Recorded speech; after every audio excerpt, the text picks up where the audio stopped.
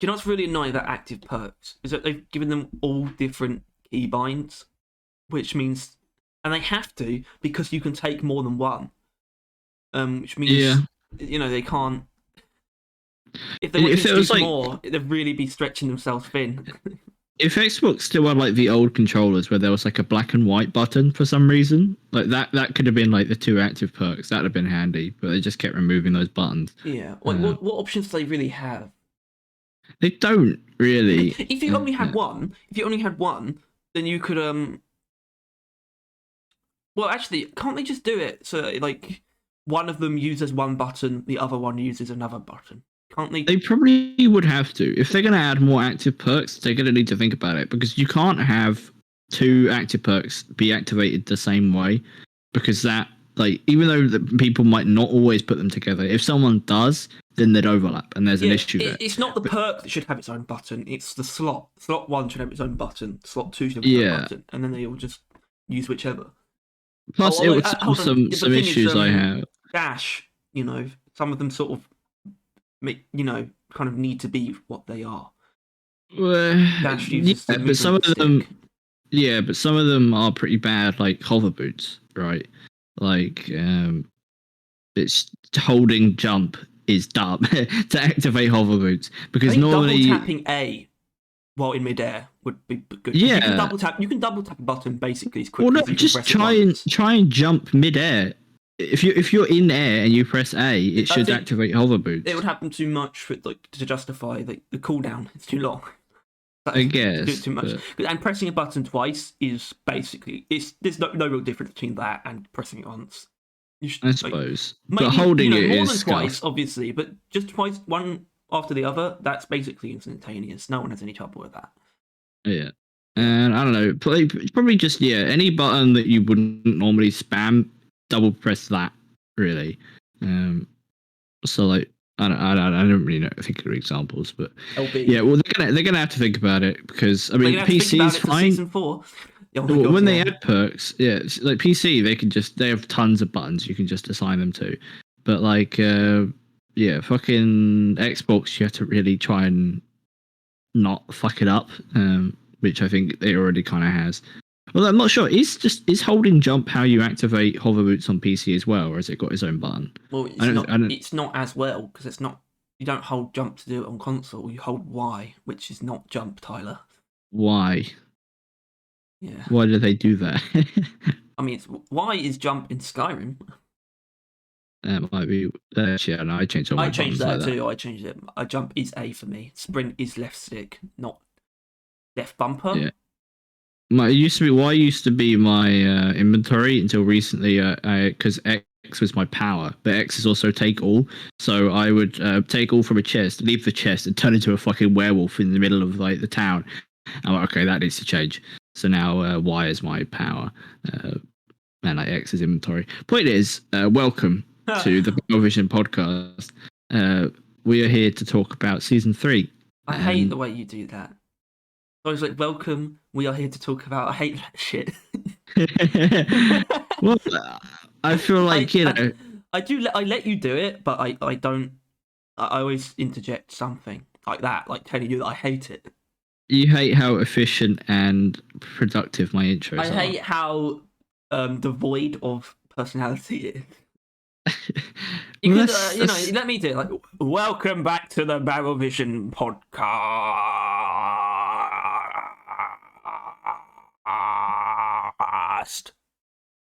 We're here to talk about season 3. Okay. But yeah, point is, as you may have gathered by now, we've played it. Point is, yeah, we were going to do this yesterday, but Harry was going to have some technical issues, so we decided to just in the end we didn't. But we decided, we could do with playing the game more, so we have an accurate, I guess not really that accurate to be honest, opinions on everything in season 3. Right? I mean, I'm not saying we'll do like an official review. We'll do like a retrospective or like a review before season 4 or something. When season 4 is like in view, we'll do like a looking back one on season 3. I think there's going to be room for like in like a month or two, once all this stuff has settled down and the magic is gone. there's definitely going to be room for probably maybe not a specific talk about Tyler, this stuff. what do you mean? What you mean the honeymoon period by the magic is gone, Tyler? The honeymoon period is over by the time we get it. Yeah, I do agree, but like still, like this, we haven't got sick and tired of this new content, right? Like just doing like the same shit over and over again, which I'm not sure whether or not it's going to happen. That's what we'd need to find out by playing it a lot until a point where we're like, yeah, I've had enough of this. Like currently, and I guess this is starting on something which probably we wouldn't want to start on, but currently, I don't mind Industrial Sabotage being in missions, or being in assignments. I'm not hating Industrial Sabotage, but I can see that being something that I would have to change my mind on as time passes. So it is less taxing. I should point out though, this week, the weekly priority assignment had Industrial Sabotage and then Escort Duty. Oh god! So you probably feel. I mean, you're probably not going to do that, are you? I never would have anyway. Really, I did like seeing Industrial Sabotage in the assignment though. Yeah, and it's on the deep dive as well, wasn't it? That we did with a viewer on the stream, which was pretty fun. If you want to start with that though, the caretaker hasn't gotten any easier. I should say that. And in my I don't know if this is my honest opinion, but it's possible that weakening the caretaker was actually needed, or possibly the main thing they should have done. Even I think, I think maybe the length / complexity or whatever, it should have affected like the amount of stages the caretaker has. Like maybe a shorter mission, there's only 2 segments to a caretaker, so it's less draining of a fight to go through, and obviously it has less waves, so therefore less types of attacks. Yeah, and I don't know what they did. I'm just finding it a bit more oppressive than usual. But everything up to that it is much shorter, and I think they have shortened the time it takes to hack the the power. Well, they definitely said they did. Yeah, but like the main thing that I noticed is they shortened the distance between the hacking pod and the power station. It was spawned much closer. Yeah, and it's normally within like 3 balls, like easily, reliably, or it seems like every single one was like 3 balls away from the hacking pod. Normally, it could be like 7 to 50. Yeah, I will say though, it was sometimes before season 3. Sometimes it did feel like every time you played one, you were going through some, or every time you had to set up a hacking device, because that can be for the data deposit as well. It felt like every time it was the most tedious terrain possible, and sometimes that was good. Like I actually liked having to use the traversal tools to make setting that up easier, but it became every time. I don't want it to be none of the time though, but I think it probably is. It's probably just like you only need like 2, like what are they? The connectors now. Nodes. You probably only need about 2 at most, 2 to 3 now, pretty much all the time. Yeah. It feels like I've only done. I've done about 3 of them actually. About 3 industrial sabotages in 2 yesterday, and it's it does feel it is shorter as well. Like normally it sits around 40 minutes, at least it didn't pass, but now it's like around 30, which is it used to be at least 40 minutes, but usually more, like 40 minutes to an hour, like it was, or even more possibly. But now it's sitting just around half an hour. Yeah, which is a good thing, but obviously there's probably still more to be done in making it fit in, but it's questionable whether or not they're going to be willing to do that. It's just like, is it worth it? I don't know. It definitely is, though. That's the thing, because if you have, and obviously this is opinion, but like if you have escort duty and fucking industrial sabotage kicking around assignments, making them incredibly like unenjoyable, like just miserable to go through, that will make people stop playing the game. Like if you want to promote your dwarf and you have to go through like a wall of that, like missions that you just a giant drag, then that is bad. right? And it's something they need to solve. But currently, it doesn't feel that way, but it might. I still don't quite understand why they didn't knock off one of the power stations for the lower complexity version. I thought that just was completely obvious. I just assumed that's what they were going to do. Because you reduce the quantity of the objective. If I think that wording works. It's not very eloquent, but it works. But you reduce the quantity of the objective. Like it's slightly abstract, but in an escort duty, you reduce the number of stops. Which is it's like Morkite. It makes sense. You have to collect less Morkite. But then they become, they're willing to be a bit more abstract, whereas like it just so happens that the distance between where the drill laser lands and where the Heartstone is shorter this time. But I guess, and I was about to bring up, law reasons, which you hate. But with the power station, it wouldn't really make sense for there to not be a second one. At the same time, and then you're going to bring the question: would it actually serve the gameplay if they did knock one off? Would that actually help? But then again, how does it help having both of them? I don't know. It's a very weird situation. But at the same time, I kind of appreciate industrial sabotage a little bit more now. I have a little bit more respect for it, I think. Yeah, I mean, I think obviously it's the actual caretaker fight itself that I think people can have an issue with, because doing that like often is going to be pretty draining, right? Because it's like a fucking raid boss. It's like it's a real task to like do casually, especially on higher hazards. But like, yeah, that's the issue, which also then makes it like feel like the hacking stuff beforehand is just kind of padding for time because of how quick they are now. There isn't really a point in them being there. They're not an issue. It's the caretaker after, so they're just kind of extending the play time of the mission by being there. And it's just, I don't know, it feels a bit unnecessary.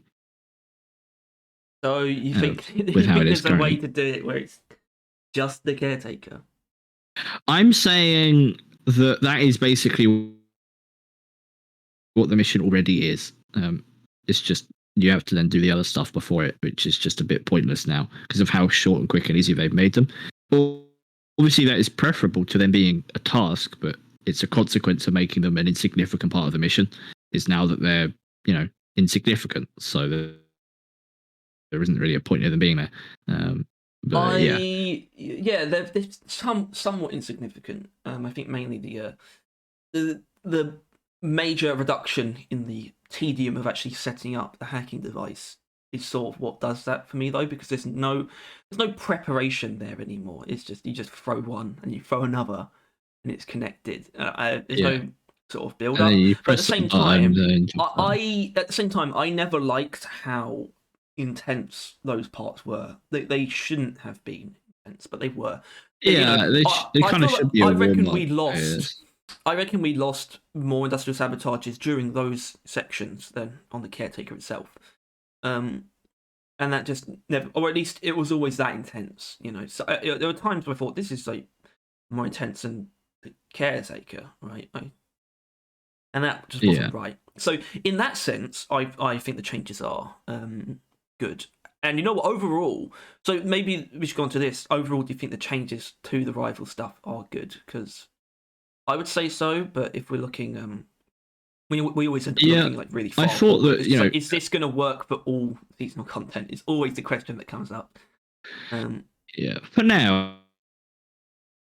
Oh, just to evaluate, I think I thought that the patrol bots would have been absolutely garbage tier ruined by how heavy they got nerfed. But to be honest, they feel about the same. Like I guess they're less of a threat. Like they haven't done as much damage as they used to. They're not killing me instantly, but they are less lethal actually. They're not as quick either. I've noticed. Oh yeah, that's what they nerfed mostly, wasn't it? Like they nerfed their speed in like all regards. Yeah, I would say they didn't need to damage. They didn't need to nerf the turrets or the nemesis, but I think that the fact that they added obviously you don't actually freeze it. I would say, if I may, use the term embrittled Mm. via the essentially you freeze the patrol bot, but it doesn't actually get frozen.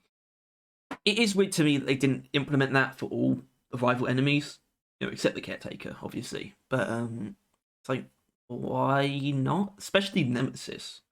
But then again, maybe not. Maybe especially not Nemesis, because it would be probably quite trivialized. Nemesis would probably be very easy if you could freeze it. Yeah, it just feels like it was a targeted attack on, because anyone that complained about the robots, the only argument they really ever used was the patrol bots. Like, that was the linchpin of their argument. Their patrol bots are bad, so all the robots were bad. And in all fairness, there was an argument there for patrol bots, and clearly Ghost Ship agreed, which is why they really just focused entirely on patrol bots in the nerf. So now, obviously, patrol bots aren't an issue, and which I guess inherently means the robots aren't an issue, because they never really were. But yeah, it does feel like the robots are now just kind of part of the game. I mean, we haven't experienced or at least I haven't experienced the reworked events. Well, not really reworked, but the hold on. I want to point that out. So any of the events from season 1 and 2. So that's the data deposit, the prospector drone, and the communications router. I haven't seen any of those in season 3. They would be rarer than they were, but they're no rarer than normal events. Well, I found the way that they described it, the changes to them, slightly odd, because I think they compared it to the core lock. But in doing that, it made me think, well, actually, when you think about it, there's no other encounters other than the core lock that's just like an encounter that gives you something, that gives you credits and XP, but also doesn't show itself as some kind of objective like the machine events. Which means that when you think about the core lock, it's actually wholly unique in that sense. And I think they might have basically created a new sort of category of encounters, that the core lock is in this category along with those other events, and I think that's a slot that they use, as in I think you wouldn't get a core lock and a prospector in the same mission, is what I'm saying. I could be completely wrong, but the way they described it, it doesn't fit into another slot of level generation, you know what I mean? Yeah. Well, yeah, I mean, all I know is that you're going to be bumping into the rival events a lot less than you used to. Like, that is just a fact now, that they're going to be as uncommon as core locks, which I haven't seen a core lock in I've decades. Seen 2 since I started since season 3. I've encountered 2. 2 core locks? Yeah. Oh my! I know, right? It's crazy. Yeah. Anyway. But yeah. So we can't talk about that, I guess, because we haven't got one. But maybe we should move on from the rivals. Well, at least you got that out of the way. Yeah, but it was a big deal. Yeah, my point is that we will probably come back to this in a month or two and just discuss any change of thoughts on that kind of stuff. Yeah. But yeah, so what should we start with first, I guess? Oh God, I mean that is see, this is the thing. This isn't actually there's not gonna be any issue here of running out things to say, I don't think. There's just gonna be issue of figuring out what to start with. I think we should probably have some priority to it. I mean, we have plenty of time, but still, I guess we'll maybe go through spoiler first. So maybe we should start with grenades. If you know what I mean. The first thing we kind of learned about were the grenades, so maybe that's the first thing we should talk about. Arbitrary reason, but at least we got one.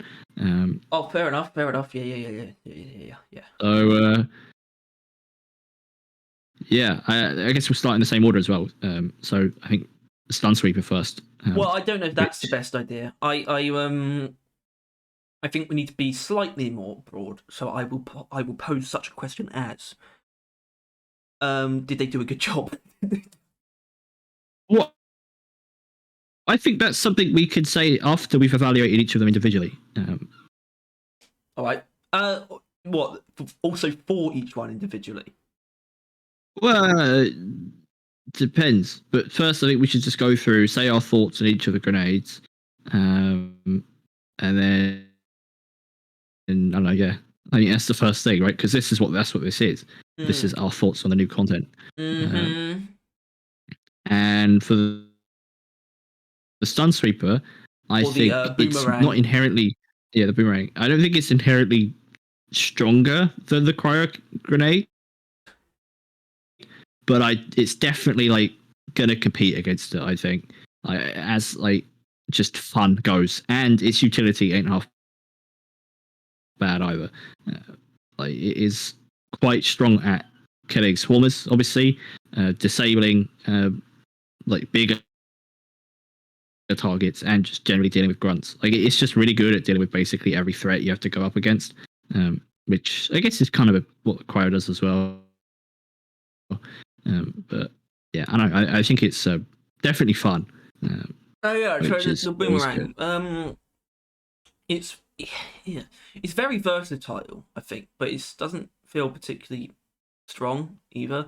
I still sort of believe that they gave one of Scout's grenades, direct damage, but I don't believe they went far enough in that department. I think if they were going to do it, they should have just went for it.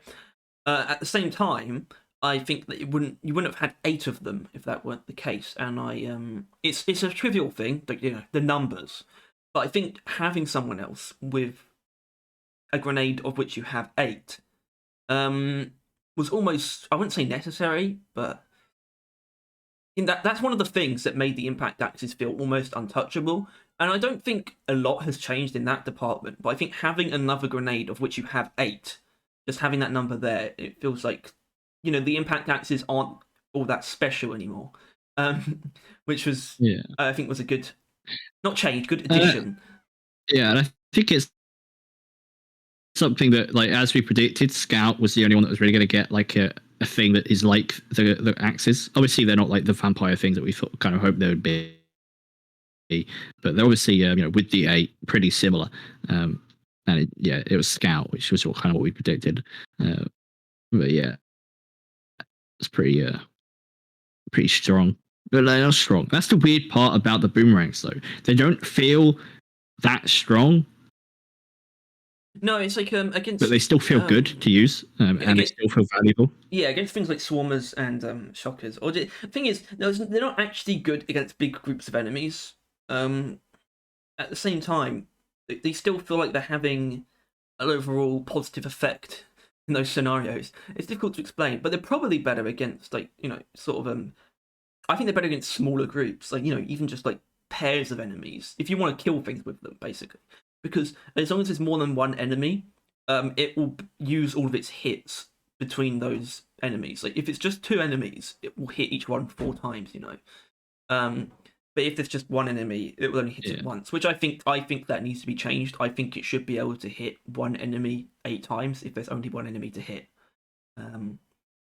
If you throw it out, you really should get like the equal amount of use, right? Like if it's being consumed, it should be consumed to the same degree as it normally is, right? Yeah, I because if you throw it out there and it only hits one thing, such as it can't target like caretaker's vents or the hive guard shields. There's certain things where it's like I don't really see the reason for these limitations on a grenade that doesn't really pack a punch in that way. So I don't really think limiting it is fair to it, to be honest. At the same time, when it comes to the things that it's just like it does that nothing else can do, it is the longest stun in the game. We'll start with that. So it does completely immobilize things. At the same time, the cryo grenade does that, and the pheromone grenades do that as well. Yeah, but you only get 4 of those each, and the pheromones are a bit weird. But one of the things that I've noticed, or not noticed, it's just how it is, but it's a strength, certainly, is that you immobilize enemies for a very long time, but they're not frozen, which is better for if you're using a weak point focused build. So that's a sort of ambiguous strength, but it does come through if you're going for weak points. And at the same time, can you actually? I don't think you're actually putting down a Praetorian quicker just because you're shooting the weak point. Because if it's frozen, you're probably going to put it down quicker that way. So that's a bit a bit ambiguous again. So, because that's the thing. Because it does still. I still believe the cryo is just better. You can hit more targets with a cryo. You can get more damage being done. Technically, they're still frozen solid in like stun state for an amount of time. It's probably not as much as the boomerang. It's just, I don't know. It doesn't feel like the boomerang is much better, but it still feels viable just because it isn't bad at what it does either. The boomerang is probably like, it's probably. I wouldn't be surprised if someone like sort of just really broke it down. Not even just like the actual numbers, but someone really broke it down with like a very objective viewpoint of just the gameplay, and sort of just deduced that the boomerang is the worst of the four. I wouldn't be surprised. Well, yeah, because for some reason it feels good, and there's a few things going into that. I mean, I think honestly the biggest one, not the biggest one, but fun factor. There's no point pretending like that's not a thing. It feels really satisfying to use, and I will say I think it's really good against shredder forms, which is a little bit of a niche sort of group of enemies to encounter. But the interesting thing is that, like, I agree, and it's the same with all the small ones. But like, technically speaking, using it against like swarmer type enemies is really a waste of the grenade, because you're not getting the electric and you're not getting the stun effect. Yeah, really. And it's the only things that it can insta kill, but you can't actually kill a meaningful number of them. Really. It feels like a waste, but it also obviously feels really satisfying at the same time. So you're rewarded for doing it because, you know, also it kills swarmer enemies like for you, which is always nice. But like, and it's just kind of a really weird like system where you shouldn't use it against swarmers, but you kind of can, and you would want to like actively, and it's really weird. Yeah, it's weird because it's like, I don't know. You really can't affect as many enemies as you can with the other grenades, and but it's not like its killing potential. At least in an instance. No, I suppose not. Yeah. But it's not like it has actually high killing potential either. At the same time, I think that its function is, in terms of function, it doesn't sort of overlap, in my opinion, with like the IFG or the pheromones. It's actually the cryo grenade that's competing with the most, because I think that the cryo grenade is the only one that the boomerang can actually hit more enemies than, because you have 8 of them, and it performs 9 hits, which is 72 enemies in total. Yeah. And then with the cryo grenades, you only have 4 of them, and you're sort of you're sort of restricted by enemies. You need enemies to be more grouped together. And, you know, the pheromones will draw in enemies that aren't hit by the grenade. The IFG will stay there for a certain amount of time, and more enemies can walk into it. I think when it comes to the number of enemies actually being afflicted, you know, being immobilized, that's where the competition comes in with the boomerang to the cryo grenade. And then I would possibly put forth the argument that the boomerang, just having more of them, is genuinely its strength. You can just be more. I don't even know if liberal is the right word, because I don't tend to throw multiple boomerangs into a horde. It's very difficult to sort of describe, but I think it is good. Yeah, it definitely. I think, and I'm not sure if it's going to actually like change up the meta in Scout that's occurring right now, especially since they didn't like balance it, which I think is something that they clearly didn't want to address during the grenade update, which is interesting. But it's definitely a fun grenade, and I think it's definitely going to be used a reasonable amount, like the pheromones and the IFGs. But yeah, so it's definitely doing its job as a grenade that you can use and not throw.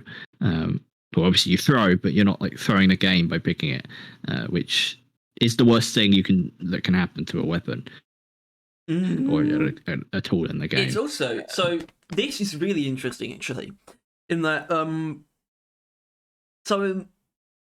it basically has a new version of the electrocution status effect, right?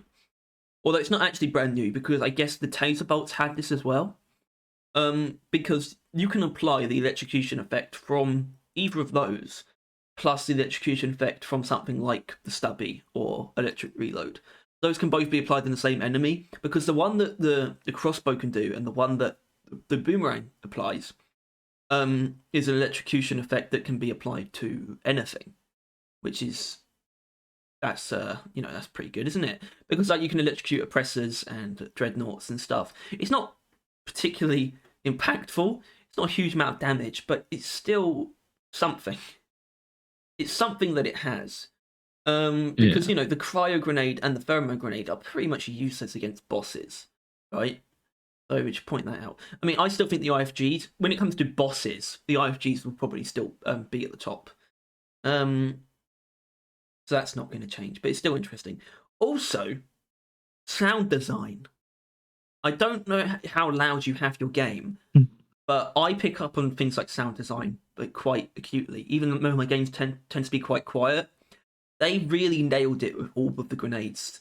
And by that I mean actually all of the grenades, like pretty much just in the entire game. I think they all have a distinct sound. Even the ones that just explode, you can still tend to tell the difference, or at least I definitely can. And the boomerang has this really distinct, like, sort of metallic whirring that it does as it's just sweeps around. It's because I mean, obviously you get it if you throw it and just let it come back to you. If you're like nothing around, you can pay attention to it. It's really cool. Yeah, I'm just kind of like I'm just like chilling, and then all of a sudden I hear this sound I've never heard before. I'm like, what the hell is that? And I kind of piece together, all the enemies around me are like stunned and electrocuted. I'm like, I guess that's that's the boomerang sound, because it's like a really distinct sound. Same with the burster, and like it's, I don't know, it is weird sounds, but it feels right, and I don't know, it's just they nailed it again. I mean, I don't think they've ever really fucked up an audio really. Create a bad. Not bad, but sound. I might have some criticism when it comes to sound design, actually, which is I never thought I would have. But I want to say something, though, something I think should be changed about the boomerang, or the stun sweeper, I guess. You should be able to clear vegetation with it, I think, just sort of neutral objects, like with the axes. I just think you should be able to. I don't know. I don't think I'm wrong for believing that. Frankly, I just give it without consuming ammo, obviously. Yeah. But I don't know. I agree, but I don't think that would change anything, really. Because a scout doesn't need to clear terrain. No, I know. I know. Then why not? Then why not? Because they didn't. So because they didn't. We won't go back at it. No, I don't. I don't have to. It's fine. Do you want to give it like a rating or something?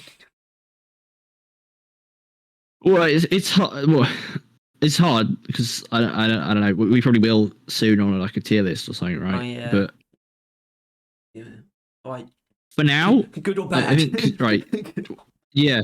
Well, Scout's new grenade, just comparing it only to Scout's other grenades and what I would want from Scout, it is like okay. It will do, right? I don't think it's added anything inherently new to Scout. I mean, the biggest stun in the game is something pretty radical, but in use, it's not that different to just a long stun. Obviously, yeah, they only did that so it could stand up to the stopping power of the other 3 grenades. Yeah, and obviously I think that's good in that it kept that integrity of Scout's weapons, that they stop everything in their tracks one way or another. But yeah, I mean, I don't know. It's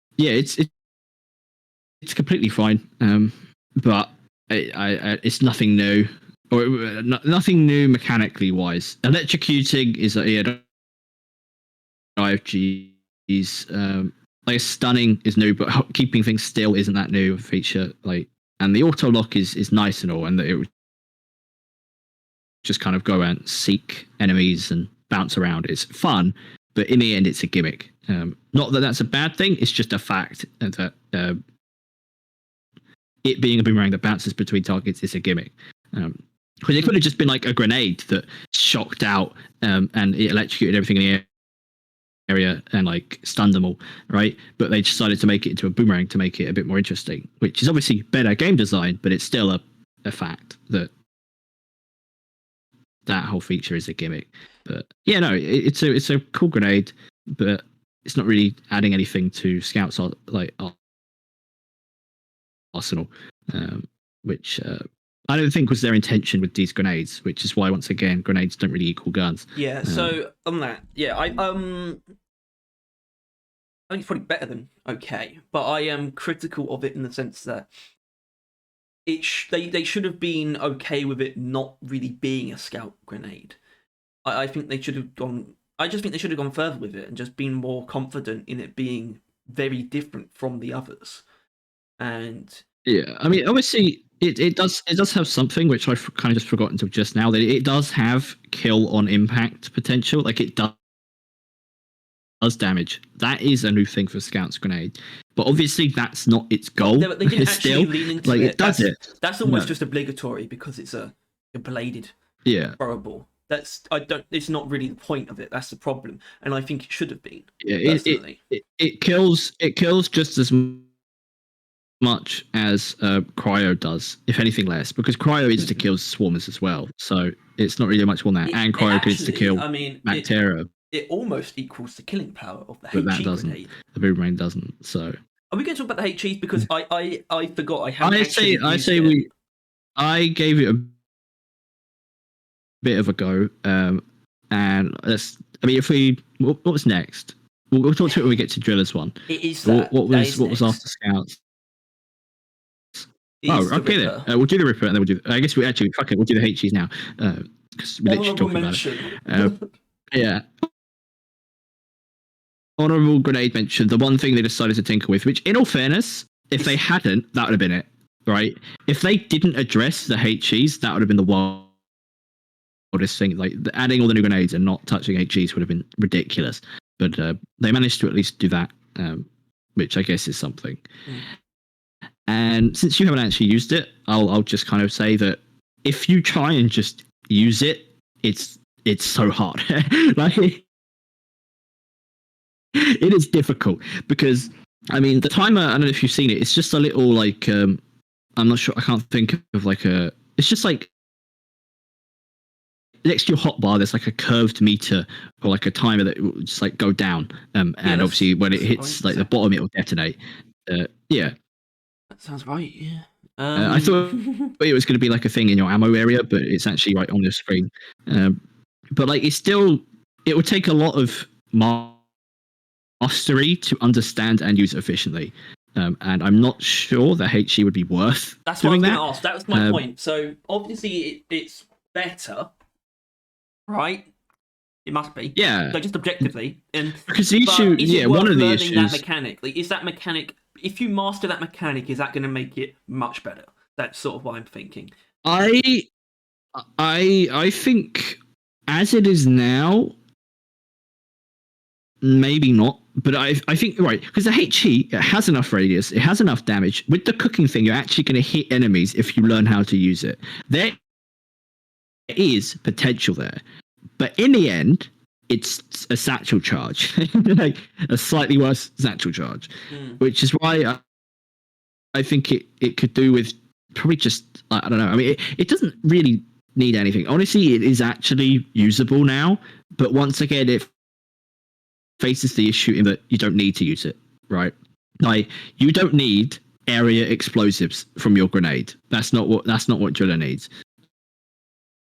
So having it be cookable means it's usable, in that you can use it and it would kill things actually well and efficiently, but not any better or more efficient than axes would. Because I mean, I haven't used it against like a Praetorian. See if it like detonates a Praetorian if you explode it inside him or something. But okay, yeah, I don't know. What, being able to throw the grenade down an enemy's throat to blow up its insides? That's the kind of like if you could do immense, pretty extreme sort of gymnastics with the physics engine that I don't think they're willing. Well, no, I mean I just meant you just throw it at a Praetorian and make it detonate when it would be in it, basically. Yeah.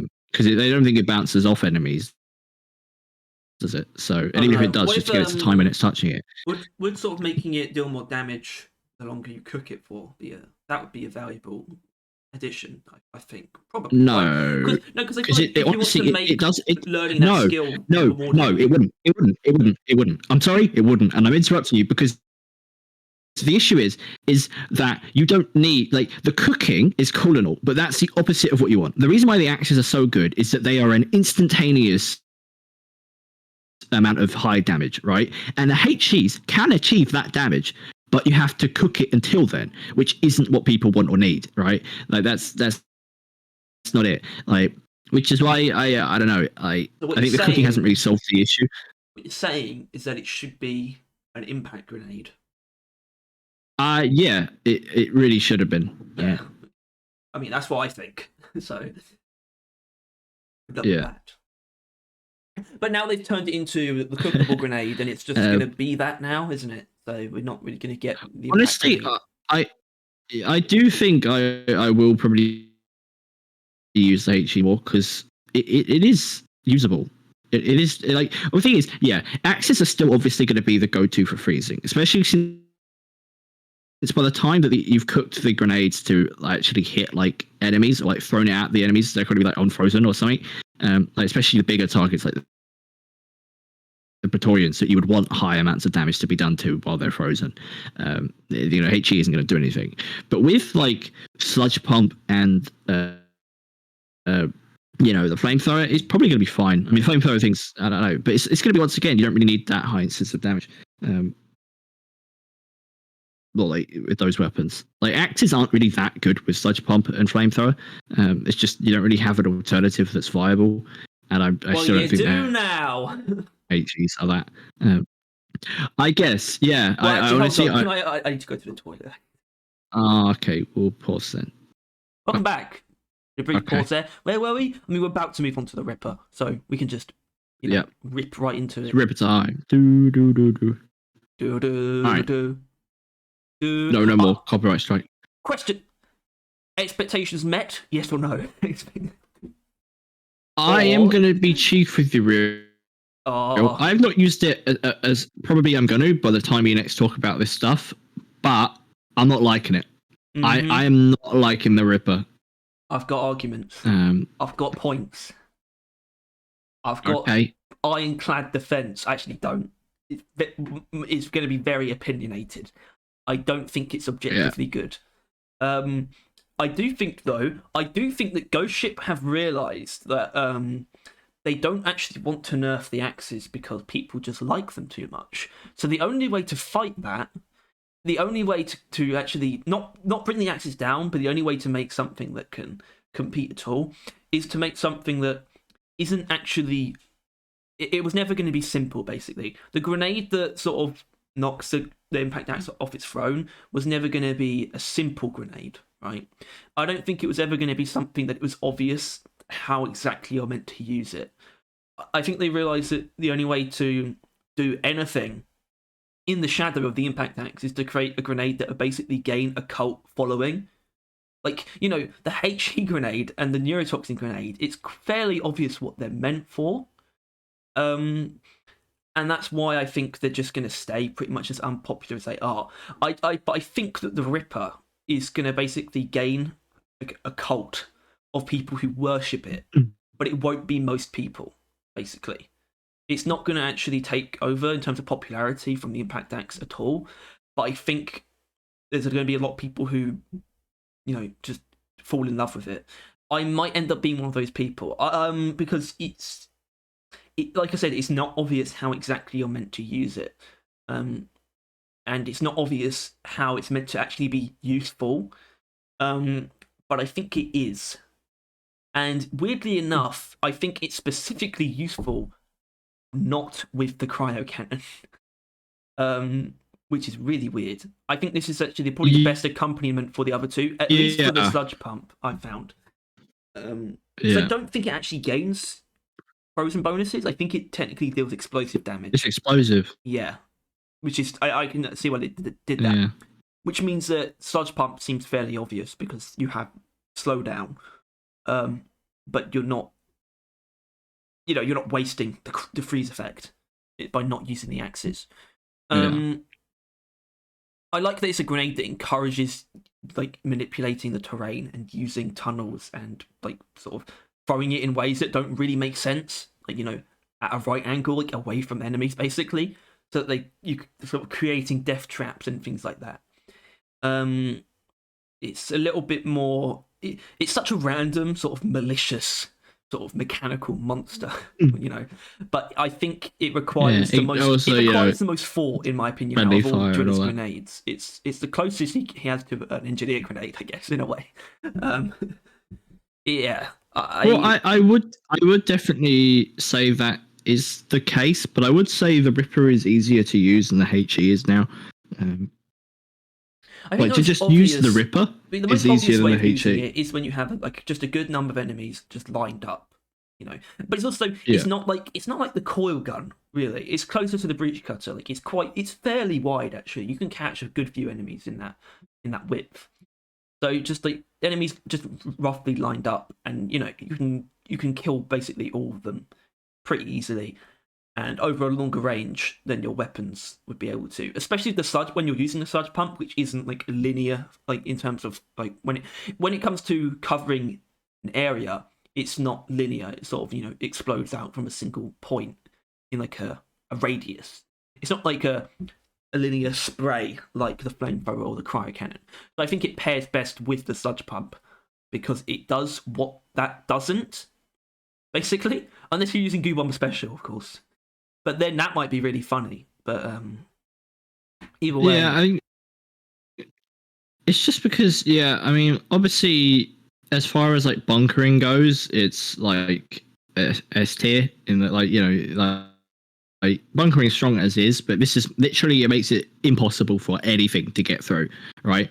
Like if you're like digging to the drop pod and you put one of these like in the doorway to the entrance, I mean this includes your teammates, but nothing's going to be able to follow you, right? You're just going to be able to just dig peacefully, and you just like, and you kind of, you have like, is it 6 of them? You get 6 of them. Or is it like 4? You get 6, which I think is the right number for the Ripper, actually. Yeah, it's something that, if used well, it's killing literally anything in the game, basically, other than like bosses, right? And you get 6 of them. I think you should be able to, before it I think you should be able to pick it up while it's moving, as long as it hasn't hit anything yet. If it comes back around and it hasn't actually done damage, you should be able to like pick it up or something. I don't know. That'd be good. I wouldn't want to step in front of it to be honest with you, try and pick it up. So you have to like run after it. So but basically it has more horde clearing and single target damage potential than actually any other piece of Driller's kit. That's the thing. It just requires more preparation and thought put into it. And I respect that, because like I said, I really don't think a simple grenade was ever going to take over the impact axes. I don't think a complex grenade would ever do it either. I just think all you need to do is convince some people that the Ripper's better, and you've won, basically. All you need to do is make a weapon that is immeasurably overpowered normally. Right? Like, think about it. The actual legitimate amount of damage that thing can output is unparalleled to like primary weapons, right? There's actually probably isn't anything. The speed of insta-killing that it can do. Yeah, like, it's DPS. I obviously I'm just assuming I'm not like a stat lord. Its DPS or potential damage is probably the highest in the entire game, I imagine. Like the 7 seconds that it's active is probably the most damage output you could do in the entire game. If and obviously it's only really usable if used in the exact right situation. Which I don't know. I find that fine, like as a mechanic, but I'm just not gonna do that. I don't want to have to drill a bunker every time to use my grenade the most effectively it can be used, or dig weird little, I don't know, like beams in the floor to then spin it around. You don't always have to manipulate the terrain to get sort of like the breach cutter style killing that can occur just naturally. You can get big enough enemies tight enough to be worth using. Sometimes that's better than just leading enemies into a tunnel. Yeah, but my issue then is that situations like that is what his primary is for, right? If you have a horde of enemies lined up in front of you, you don't want a grenade to get kills all of them instantly. Obviously you can, but that is the apex position. What the Ripper has on them is the range and situation the for the flamethrower. Yeah, what? I'm not saying that it's just that I don't know why this grenade has now encroached on the what your primary's for. Because if the grenade is better than your primary in the best situation for the primary, what's the fucking point? I don't know. Just. Yeah, if a bunch of enemies have just lined up in front of me, I'm like, hell yeah, I'm about to get the most efficient couple shots of my primary in my goddamn career. But now,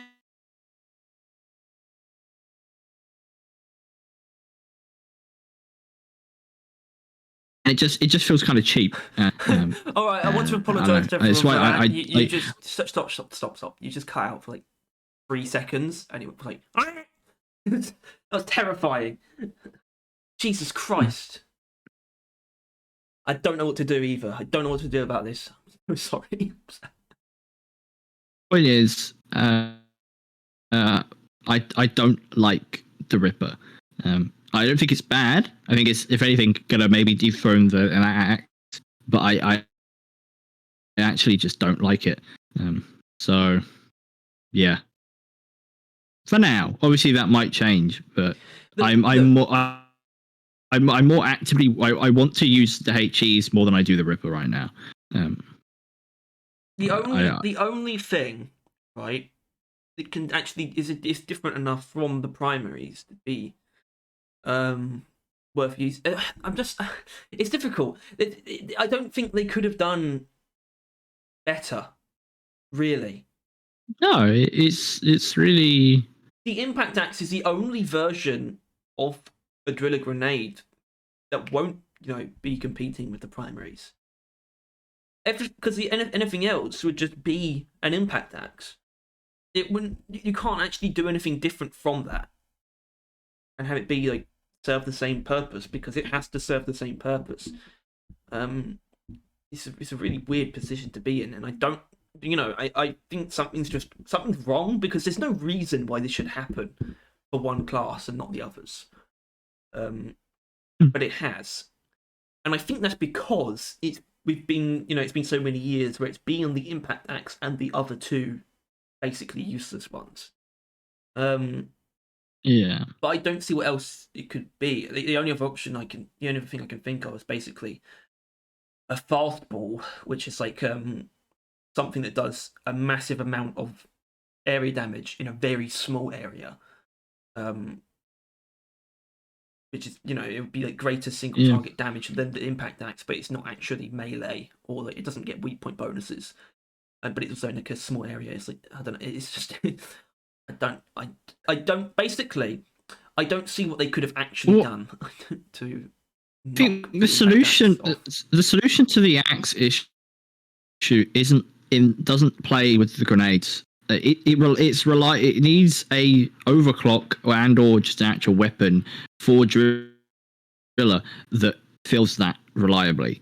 A secondary that can do high single target instances of damage or something. If Overcharger was actually good on the EPC, something like that. You can, but it's all slightly indirect, or at least it's not not immediately obvious, because there are ways to do it of all of them, all of the secondary weapons. It's not non-existent, really, is it? In fact, I do my build where I use what is it, volatile impact mixture, which that's for direct damage on the sludge pump, and also blistering necrosis. That's more single target damage really than area effect and crowd clearing potential, and but it's sort of through both of the weapons. It's very weird, but it's basically a build where you actually get more use, in my opinion, out of the Ripper than the axes, and I think those builds do exist. And this is what I'm talking about. It was always going to be niche. I think the impact axe is always going to be the king. I think the thing you don't understand is that impact axes are only good for drillers' cryo builds.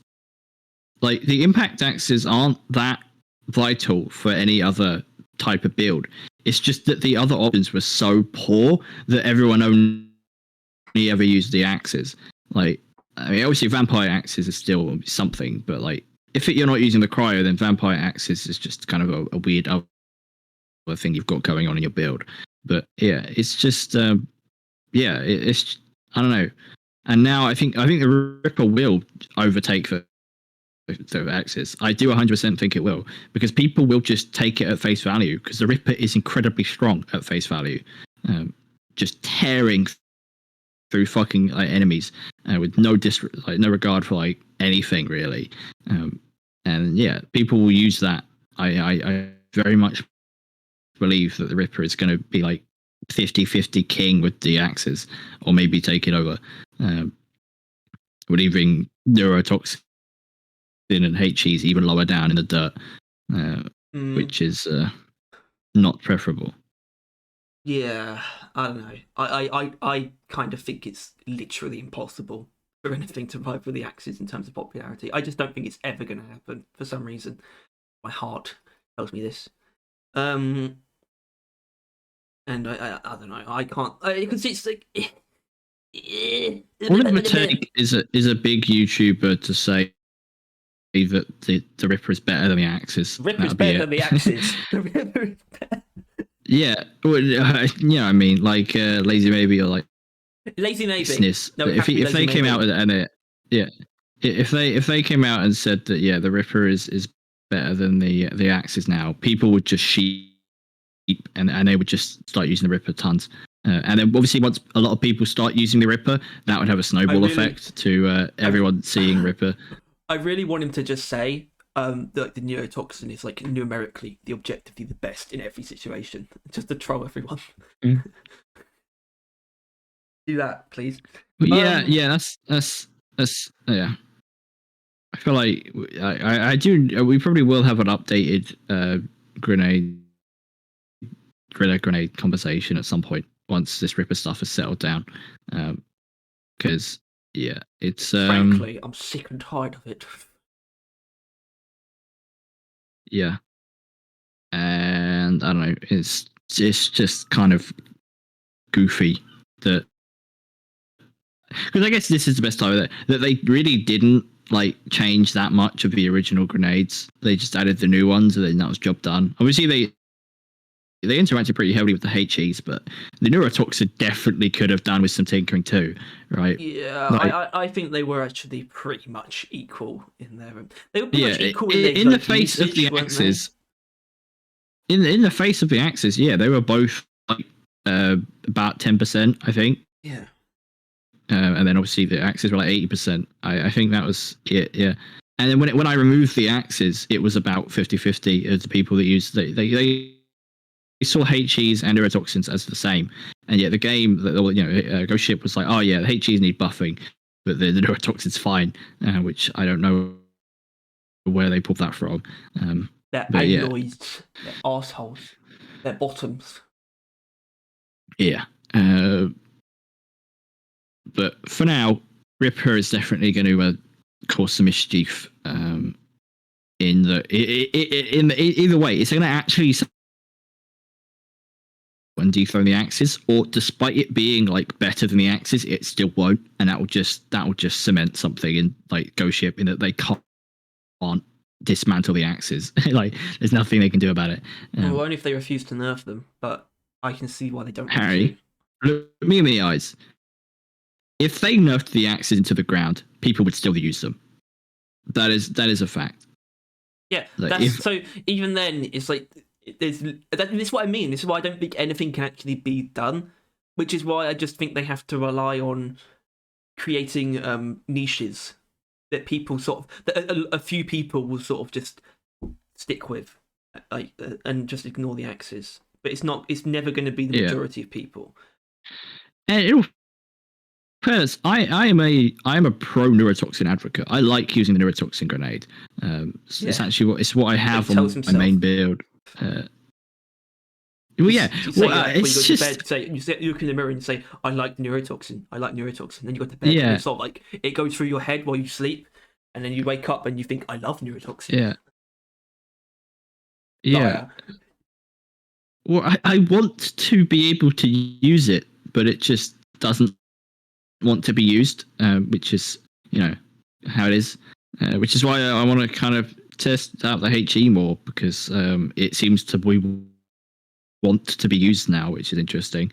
I'll tell you what. I'll tell you bloody what, mate. I'll tell you bloody what. This might make fuck it. It doesn't matter if we make neurotoxin payload even more overpowered, right? It just doesn't matter at this point.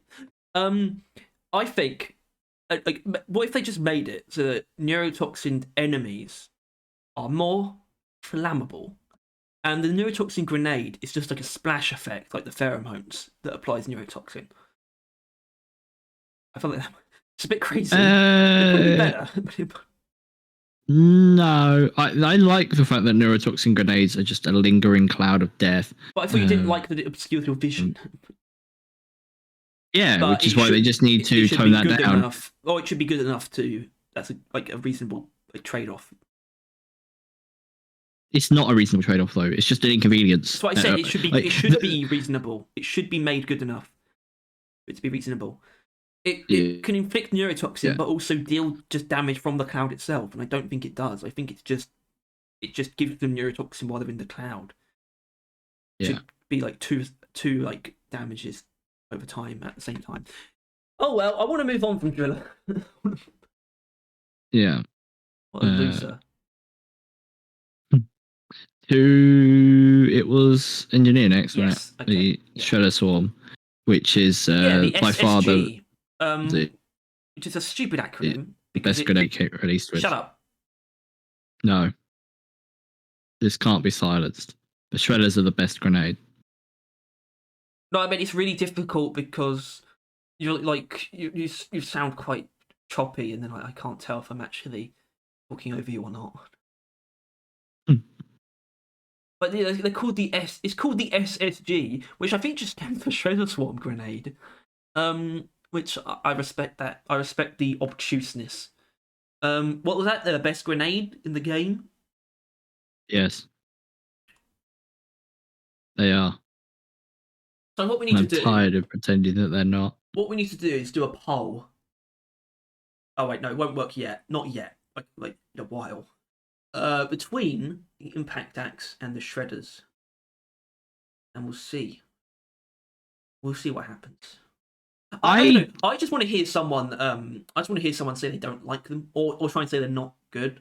That's what I need to see. No, I 100% believe that they are not going to be the most liked grenades. I do not believe that people are actually going to use them as much as they should. I think they're going to be a stupidly underrated grenade. I can see that being quite possible. Just simply due to the fact that because they are just essentially a short just the turrets. They just added turrets, right?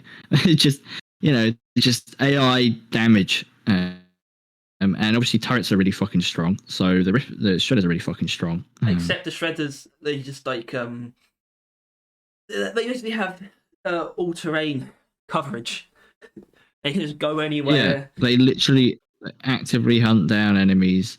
And obviously they're short duration. Well, they'd be last about as long as a clip of the turret would last if they're constantly fighting enemies. So the duration really shouldn't be anything to scoff at. But yeah, it's just I don't know. And obviously, I really like them because they lead into the like summoner engineer idea, which I really like. So I don't know. I just really like them. And it's a shame because I don't really like engineers, everything else. But I really like that grenade. Yeah, you would. You would. Well, guess what? I do as well. I don't really know what to say because I don't think I have any actual criticisms. Sometimes I think it could be maybe a bit better communicated once they're gone. I often find myself not realizing that. I think something's going on because they go away before their lifetime's up. I'm sure there's something else going on. They get killed or they have maximum damage. They can deal with something. Random, yeah. Something's going on. They're not. Something that needs to be communicated that isn't being communicated. But aside from that, they're just sheer strength and flexibility. In fact, I mean, I reckon on a numerical basis, probably can't deal as much damage as the plasma burst or the proximity mines can. But I mean, especially the proximity mines, you need to rely on leading a lot of enemies, a lot of compact groups of enemies to really overtake the amount of damage. Because as long as you're not just throwing it to deal with like 2 grunts, the shredders are probably going to deal as much damage as they possibly can every time you use them.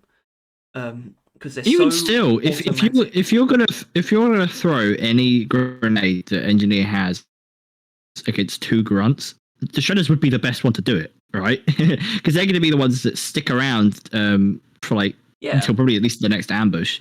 Yeah, or you could just and then they'll go deal with that and then probably dismantle. Exactly. I know, and obviously. Even then, you sort of there's a chance that even if you use them in a situation where they're not like going to get the most out of them, there's a chance they'll stick around until they do. Well, they might not stick around until, but there's a chance that something will come up shortly after, and they will be useful because they're they're extremely reliable. They sort of just stick around to just help you out over time. They don't stay in one place like a proximity mine. They can't hurt you. There's nothing that can really resist them in any meaningful way. I mean, they're not strong against everything. They don't do a huge amount of single target damage. One negative. They don't work against the Hive Guard's half armor segment pieces. Or caretaker vents. Those, same with the boomerangs as well, I guess. And basically, they're not that good against bosses. I guess is something to be said. Especially if they have health. But wasn't it just that part? I think so. Yeah, I think they did attack because when the weak point they're actually very good against the Sentinels. Yeah, no. Well, they have a mixed relationship with bosses, which is the worst thing about them, and that says something. And hell, that might even be a glitch, right? Like they might get patched, and then they'll be flawless masterpieces. I reckon it's a good chance that it is because the proximity mines actually do go off against that stage of the Hive Guard, but most things. I feel like most things don't, but then again, what other things are that are automatic in that way? Because the other thing is just the turrets. The turrets don't shoot at it while it's in that stage. They attack them? No. Right. And obviously, so it probably just uses the same AI then. As turrets, yeah. AI. I mean, that's pretty cool, isn't it? It's an actual. They are actual entities, in a way. No, they are. They definitely are. Even if they don't have health, I mean, they might have health. I still can't quite tell. But they are, little robot friends, and there's just don't you can't deny that that's cool, man. That's hot. Yeah, that's hot as fuck. And plus, it adds to the ever fun 4 engineer build when now you have 4 loads of swarmers at the same time. It's the most valuable grenade for that strategy. Yeah. I don't really think the sheer amount of damage output it's the sheer amount of damage output you could do without even shooting a shot with swarmers and turrets, especially if there's like all four of the engineers. But like still, yeah. To be fair though, when it comes to grenades, where it's like fun for a lot of people, like all the players in the game to be using the same grenade, it really only applies to these and the proximity mines. I don't think there's any other grenades where it's like, oh wow, I'm so glad that we have 4 players all using the same grenade. I would hate if everyone was using lures. So much firepower stripped away for no good reason. So much. I think that might be something though, because I don't know. The engineers' grenades were always pretty balanced, but I'm not sure how these shredders are gonna sit well with all that. Like people that use lures, I'm not sure how they're gonna like convince themselves that they should be using that over these shredders. I love people who use lures. I love how deluded they are. Because I think the shredders probably could do a better job at keeping. Actually, no. To be fair, right now, this isn't. It's not what they have to do, right? But the shredders aren't amazing at keeping you safe. By the way, they don't. They just tear apart everything that's like attacking you. You can still get hit by things. You gotta look after yourself still. As long as your turret's up, you're shooting, and you have the shredders out. You're really not going to get overwhelmed though. Like there is not much that even has 5 can do. Taking action, you can't actually sit it out completely. Yeah, and you shouldn't be able to. I think, but it's the closest you're gonna get to just be able to sit it out. Oh wait, no, you'll just take Steve as well. Yeah, bring a Beastmaster, find a Betsy, find some patrol bots. Anything else? Oh, you got Bosco as well. You might if you're playing solo. Yeah. You're playing point extraction, so you've got the minehead turrets. Yeah, at that point in time, you could just stop playing for like 10 minutes and you'd still be alive. I would do that. I would want to do a mission where I find a Betsy, I get a few patrol bots, I've got my turrets down, I've got the minehead turrets up, I've got my. Well, I mean, the shredders, you'd have to put the shredders out, but then you just stand on top of the minehead and just wait and just see if they get you. I mean, in that situation, honestly, proximity mines would be better. You just put them on the ramp to the minehead. Yeah. Because they would probably last longer. But... Oh well. So it seems like we're pretty much in agreement that this is a fantastic addition to the engineer's arsenal. Yeah. I think the best grenades they added definitely. This. Oh yeah, for sure. Yeah. No doubt about that, my friend. But if we got no more to say about the shredder. No. Last but not least. Maybe least actually. Maybe least. I agree with that. Well, that's not actually my opinion. I don't think I've used it. I haven't used it. I haven't used it, but I've seen you use it tons. And there is no arguing that their killing potential. Actually, I think I've used it, but still, their killing potential against like a normal swarm is like S tier, right? You throw that down. Hold on, sorry, stop. Tactical lead burster. You didn't actually mention. I mean, it's obvious. People should know what we're talking about. But Gunner's tactical lead burster. Yeah, literally, you press that grenade button, you have won. They are all dead. You are alive.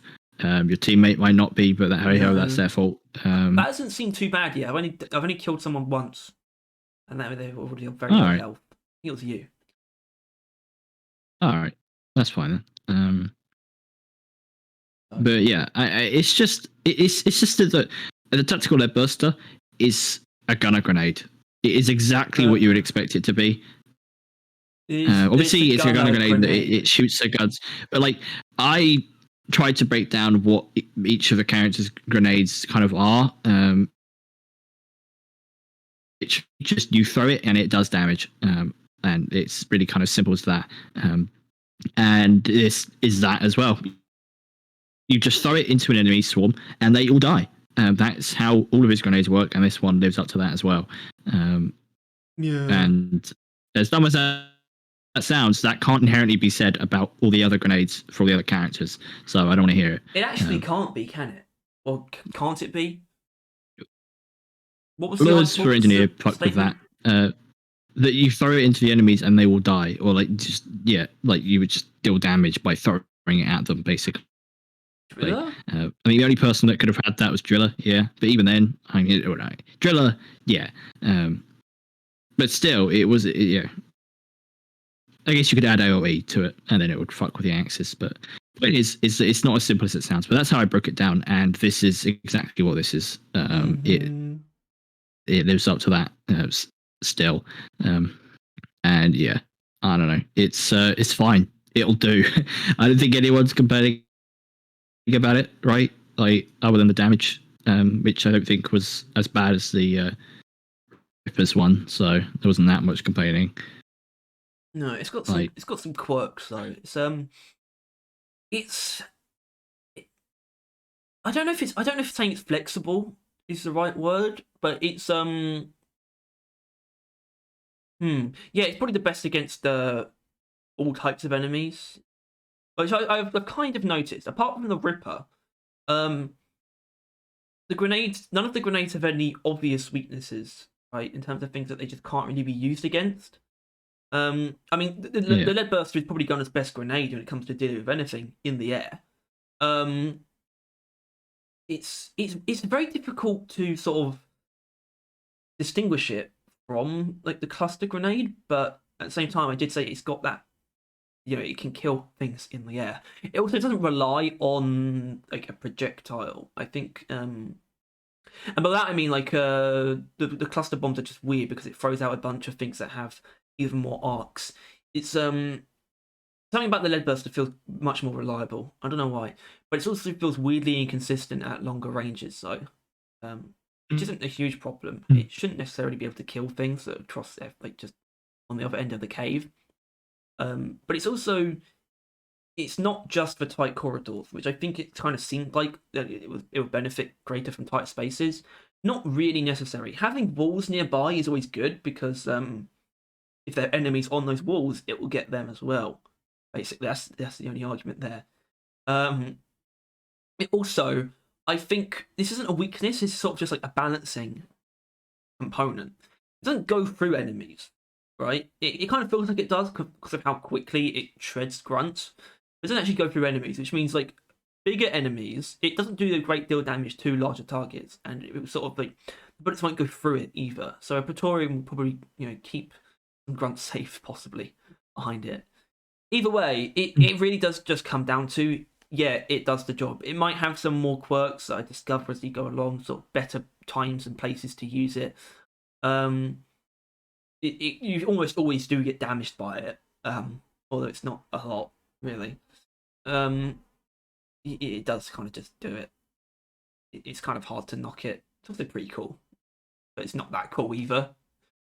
It is a gunner's grenade. It's just fine. It's not bad. Not that. It's just it's just gunner. Reliably strong, but not that interesting. Like, yeah. And I'm not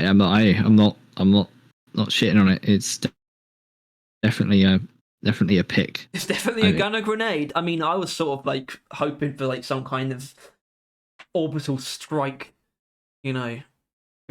Yeah. Well, not grenade. Something like you like, and you had like 2 uses of it or something. Something ridiculous. But it's fine. Fine.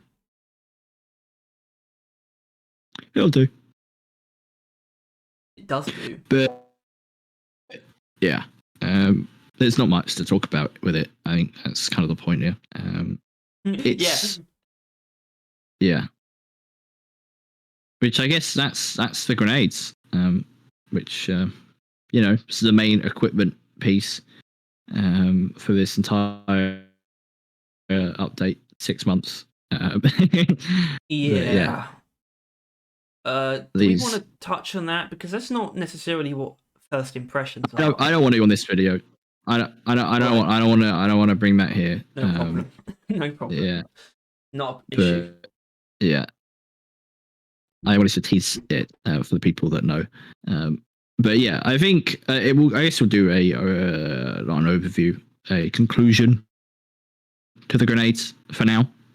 Our conclusion of our first impressions. Yeah, for me, I mean, maybe you should go first, actually. They, as far as grenades go, they're pretty much like S tier. They're all very good. At least yeah, they compete against all the other options for the grenades, which is good. We didn't want a grenade that would be like weak or takes over anything, and I don't think we got that. At least I don't think we can agree on one. I mean, as fellas are close, but even still, I think it's a opinion piece. But so that's always good. They didn't have something broken, didn't have something terribly weak that you want to use because it's new, but you can't because it's terrible. So they nailed the balancing of them at least for now. And they're all really fun mechanics. They all are something new. They didn't choose the easy route, like I mentioned, like a grenade that would like stun and electrocute in an area, right? They chose we're gonna make a boomerang that's gonna bounce around and electrocute enemies and do all fun stuff like that. They chose the more fun route for the grenades, which you got to give them credit for. So, seeing as that they're grenades, they're still the quality that we expect from them. It's just they're grenades and they're only one each. So to my sort of overall opinion sort of follows on from that specific point, in that they barely scratch the itch that getting new guns scratches, but it's still there. It's just a sliver, but it's still there. I still really enjoy using them, and the novelty hasn't worn off yet. But it's going to wear off a lot faster than the guns. Because there's no depth, really. Let's be honest. There's no depth to them. I mean, there is a little bit. There's nuance. There's new mechanics to play around with. Considering they have added, these are other than I guess gunners, the most complicated grenades that they've given them. So there is a level of experimentation to be had, even to the HEs, which didn't even but. It's for another time. I'll talk on whether or not it was a good payoff. But the actual quality of the grenades, I think, was definitely good. You would agree with that, right? Like these are good grenades. Oh yeah, definitely. Yeah, baby. Yeah. I'm no fun, silly man. They're viable. They're grenades. And a lot of them, and all of them suit the character, right? If you were to give a character description of each of them, and then you were to show those grenades, people that have never played before would be able to reliably guess who had which grenade. That is a fact, right? Like if you described Gunner is a guy that like only it's not a gun if it's not like 100 pounds or stuff like that, and then you showed them a picture of a grenade that is literally just a gun with like 500 bullets in, right? They figure it out, right? Like that's how much these grenades do like identify with the characters that make them. So you give them that. The character identities are stronger than ever. I think possibly it's just the boomerang's a little bit odd, I think, in that discussion, where it probably would come down to process of elimination, especially for someone. If someone understands sort of what the classes grenades are already like, but they don't know exactly how the new ones work, you probably wouldn't guess that the boomerang is for scout, considering what his other grenades do. It wouldn't be the first one. The first one would obviously be like the Ripper for Driller, right? Like that's pretty obvious. Like like his whole thing is like pyromaniac, explosives, like psychopath kind of thing. At least that's how the people have described him. And the Ripper is basically a saw trap. But obviously a process of elimination, but still, it is probably better than the grenades were originally. If you were to show the HE and then say the characters, no one would be able to guess because the HEs are a nothing thing. Same with the neurotoxin, and probably a lot of the grenades in the game previously could be given to anyone.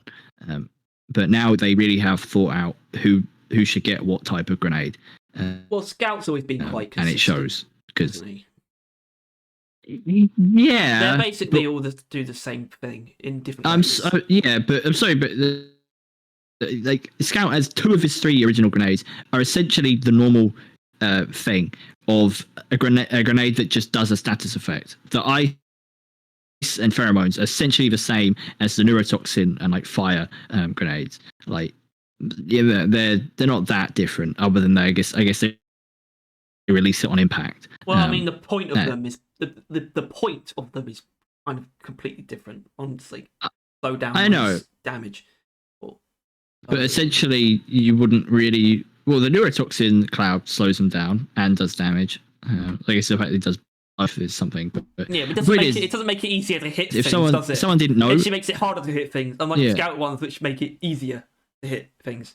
Usually, my point is, if you showed all 4 of those types of grenades, and then you asked who had which grenade, they would not be able to have a fucking guess in the world. They might guess that the flame grenade would go to Driller because he has a flamethrower. Well, I mean, that makes sense. It doesn't though, does it? No, but it would on surface level, right? Does it? He has fire, so why wouldn't he have more fire? Yeah, surface level without even a moment's thought. As to the fact that overlapping just doesn't. My point is that you put as much thought into it as you can, and you wouldn't be able to reliably guess the actual who the grenades would belong to. I mean, the plasma bursters, like, or even. Yeah, I know. That's why. Probably guess gunner. Yeah, exactly. But with all these new ones, I'd say you would be reliably able to guess. That was my point. I do agree. I do agree, and that's a really stupid point to spend so much time on. Maybe you're the one that kept extending it. Yeah, I'm allowed to criticize myself. Maybe I was being critical of myself. Maybe I'm the stupid one. I'm not saying that maybe. I am. And by maybe, I mean yeah. No, you are. Yeah, at least you're the annoying one. Right. Thinking. What's next? I mean, that was grenades. Well, the problem is not the problem. The thing is, there's still a lot to cover. Well, the thing is, Harry, is that luckily, thanks to the amount they released, there isn't that much. So we're done like half of the update now. Okay. Well, the thing is, I mean, last time we spent an entire podcast on the secondaries, and then we did another one on the actual gameplay elements, right? And obviously we could do that again, but I mean, we have time. I have time. Do you have time? Yeah, I've got time. As Mr. Incredible once said. Yeah. So fuck it. Let's talk about the theme. What's probably the least significant part? The theme. What? The least significant part? Yeah, of that stuff. Like, I guess probably the event would be a good start, maybe, because it's. Yeah. Okay. Should we talk about the event? What, you mean the meteor? Yeah. Sure. Why not? Let's talk about the meteor. So there's a meteor. Well, I mean, there's a comet, a rogue comet, and it spews out meteors. But they're not meteors, though, are they? Yeah. They're actually small meteor. They're actually infectious blisters. I don't know. They carry disease, except they don't. They carry plague hearts. They don't actually infect anything, do they? Either way, you're just walking through the cave, and then suddenly, it's literally the end of the world.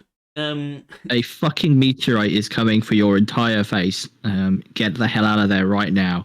And then like some cool little shrapnel things come from the screen, and you're like, oh, this is interesting.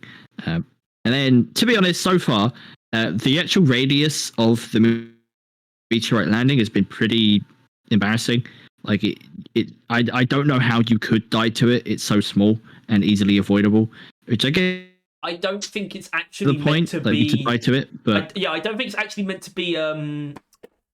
What's the right word? Because it's meant to be. Yeah, it's not meant to be a threat, but it's meant to be a hazard. More like more immersion level though hazard, not yeah. And I guess have you ever had it like during a swarm? Because I haven't had it that many times, but like I imagine that would be an issue. Like if you're fighting a swarm and the area that you've been fighting them in is just about to be hit by a meteor, so you have to push into a really shitty zone. It was actually during the Praetorian Swarm. We had one. We were playing together. And right, it killed them all. So it's good for that. But yeah, it's like I think they got that right actually, because it's meant to feel dangerous. It's not actually meant to be dangerous. It landed. Yeah, it's just meant to convey a certain effect, and I think it does. I think the presentation is really cool. Although that is kind of that seemed to be what they mainly focused on.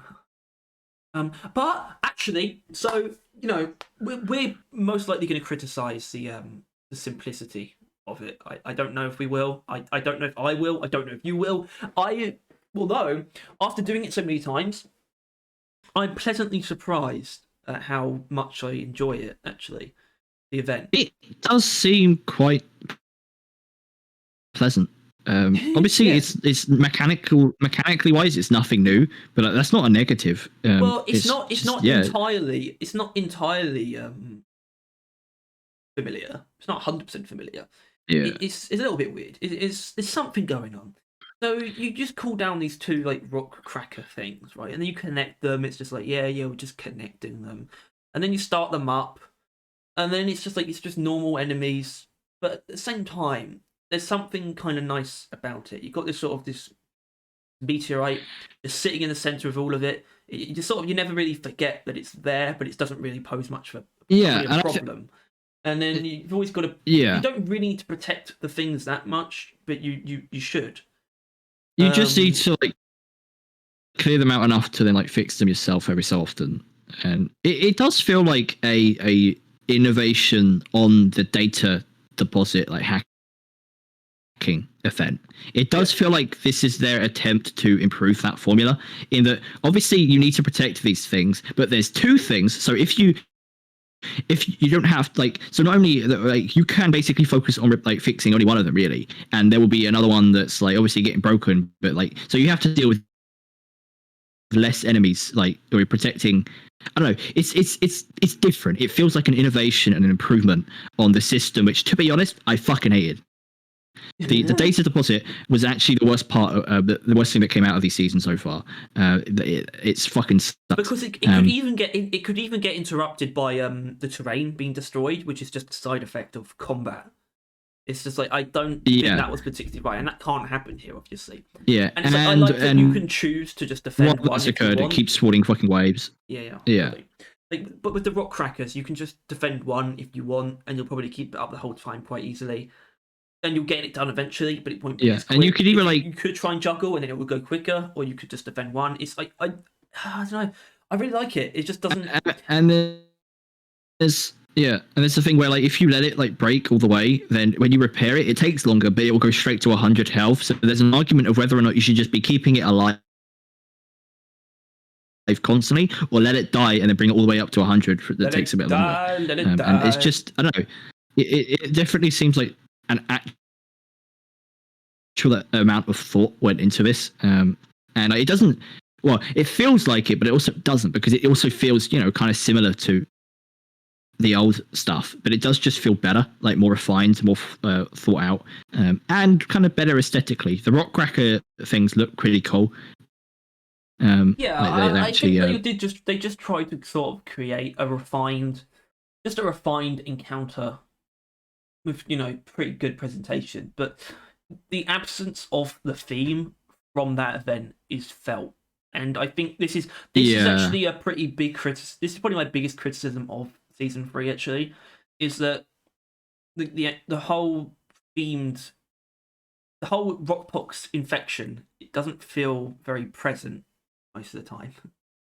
And there's like that's a double-edged sword though, because we've seen a lot of the criticism that people often feel like restricted in gameplay. They feel like there's too much this new content that they can't really get away from. When I kind of feel the complete opposite.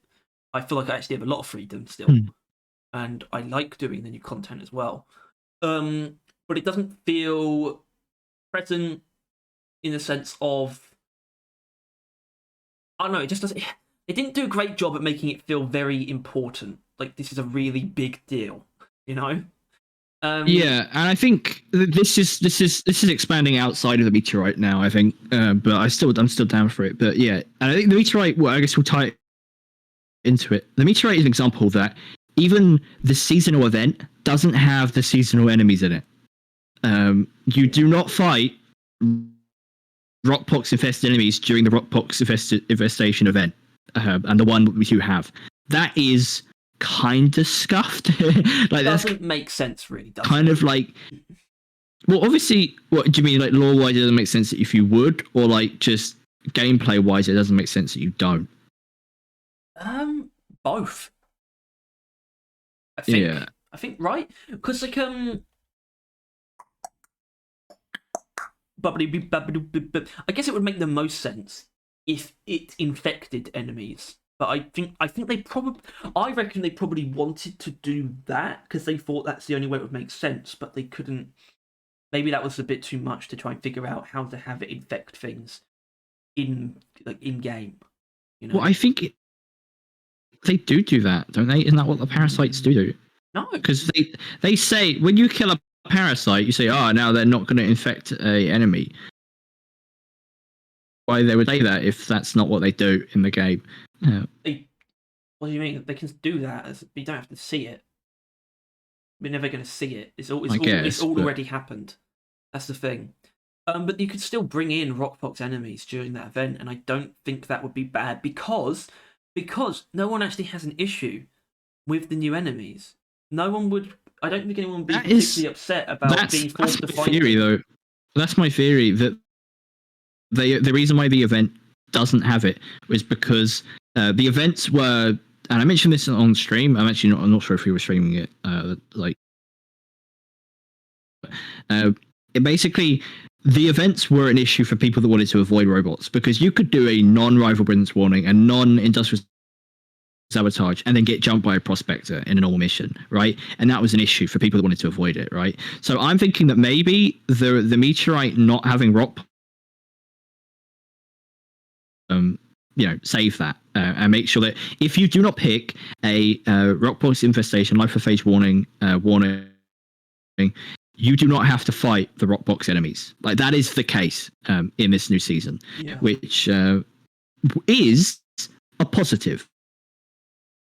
I would say, considering that it was an issue for people that hated robots, you couldn't really opt out unless you just didn't play the game, and now you can opt out by not playing the warning. Obviously, if you don't want to do it, there is a question of whether or not the warning is too much, and there's just it's like almost half the map is infested. But it is the case that unless you click that warning button, you're not dealing with the enemies. But I think that only really. But they didn't, in my opinion, they didn't handle that exactly right. When you introduce the concept of biomes being infected, and it doesn't actually feel like the rockpox has any extra presence in the sort of the normal missions in infected biomes. I very firmly believe that you should be able to get rockpox swarms on the normal missions in infected biomes. Because you can still go to a non-infected biome, and that way it'd be fine for it to be left out of the meteor event as well. It doesn't really. It's not a problem then. Yeah, but once again, it just feels like that isn't the case because they were afraid to force a player to interact with a new enemy type because of how volatile the community was when they did. I think it has resulted in them cowering away from investing more in their enemies. Like they are afraid to push them onto the enemies. Yeah, I think honestly, people's volatile reaction to the robots has only created a negative effect for like the future of the game. People being bitches, and I mean that in a nice way. Yeah, well, I just mean I'm. That's my way of acknowledging that people's reaction to the robots. I think it obviously had an effect on things that they've been developing. It's had an effect on the development and probably not in the best way. Yeah, and I don't know. It is whether we don't know the exact impact that it's had, but we can assume based on the changes they've made.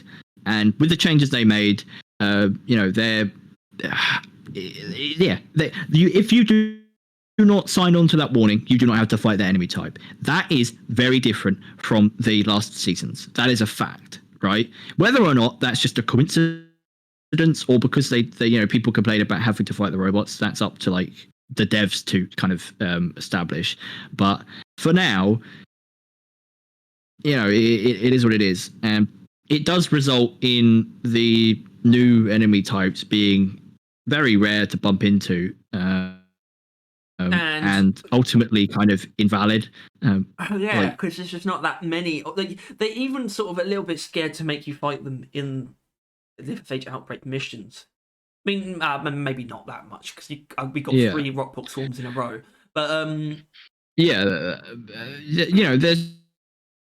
there's like I don't know, when you're purging a infestation, it spawns like at least 2 Praetorians. I see regularly, like halfway through infestation, they will spawn 2 Praetorians. You normally have like grunt ambushes, stuff like that. Like parasites are pretty constant if you don't clear out the infestation. But yeah, I don't know. Like when you're in the mission, there is a pretty reliable source of them. But then also, the actual enemies themselves. I'm gonna say this first because I don't want it to be a chain of negativity. I love the new enemies. Right, the new enemies are rad. They're satisfying to kill. They lumber around, which is pretty cool. And despite them being like essentially Praetorians and grunts and parasites, they do look very different, and even attack differently. Like they have little like fucking ranged attacks on them, which is pretty cool. Yeah, the Praetorians have like tentacles that come out of them if you get close to them. Even the grunts do. Which surprised me. But yeah, so that's all like really cool that they've added some more like attacks that in their arsenal and stuff like that. But it is the fact that these enemies are significantly less than the robots.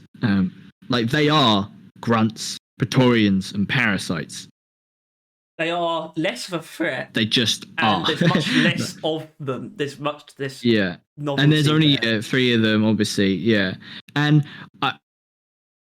I'm not saying this as an inherent negative because obviously the quality is there. Although I will admit the parasites, they're not anything. The parasites are just not anything. I'm going to have to. They need to do something to the parasites. I'm going to refute that one. They can be. They really can. You can get infected quite quickly, and it's quite not annoying, but they're not a non-issue. Yes, but like being infected isn't the end of the world. And I think it can be. That considering that's the only thing the parasites do, they I guess still, considering they're one of the 3 main enemy types, I'm not sure how, like if they had to pick 3 enemies to add to this season, the parasites I don't think do enough to warrant existing in the form they currently are in. But yeah, obviously the quantity is less than it's more than season 2. Because season 2 only added a nemesis, but I think I would argue that the nemesis did more to the game than these 3 enemy types are doing. Well, season 2, it added the nemesis and it added the sort of the turret controller as an encounter, but that's not a new enemy. That's a box. But it's the reason why you get turrets in normal missions. But maybe we shouldn't focus on that. I just want to say I really do like the rival presence warning. They nailed that. Either way, shit. I did have something to say, and now I've forgotten. Oh yeah, right. I think there's something really kind of sad that's probably going to happen, right? Because you know how people find it much easier. People are much more motivated to voice criticism than praise, aren't they? Yeah, like how we're currently doing. Yeah. What? Well, just shitting on the lack of enemies but we're doing both. How they don't feel like the first thing you did was praise how satisfying they are to kill. But only because I felt I needed. The thing is, no one's talking about that. No one is talking about that. I haven't seen a single post on the Reddit saying like, "Oh, I love how satisfying these enemies are to kill." You go back to season 1.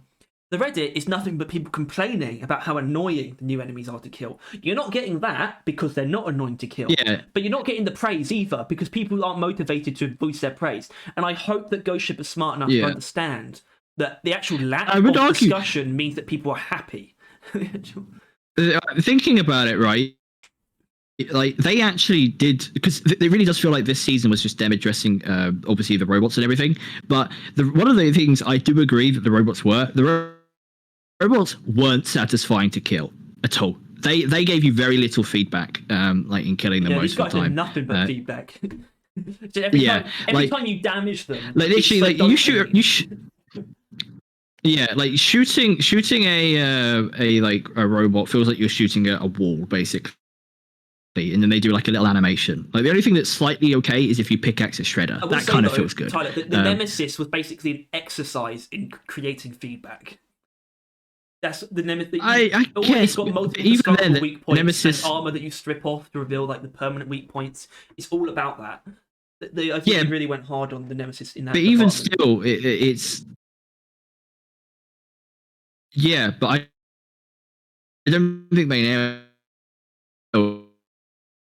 Because it just feels like it, like, you know, you're just kind of shooting into a metal brick, and it really does feel like it. But with these new enemies, literally a single shot that grazes a yellow spot and you have entered a state of ecstasy, like, yes, I have completely destroyed this being. It's almost too easy to get that satisfying feedback. They just lathered them in it. They just the new enemies are incredibly easy to kill generally, but I don't think that's a negative. I think that's just, you know, it's part of that.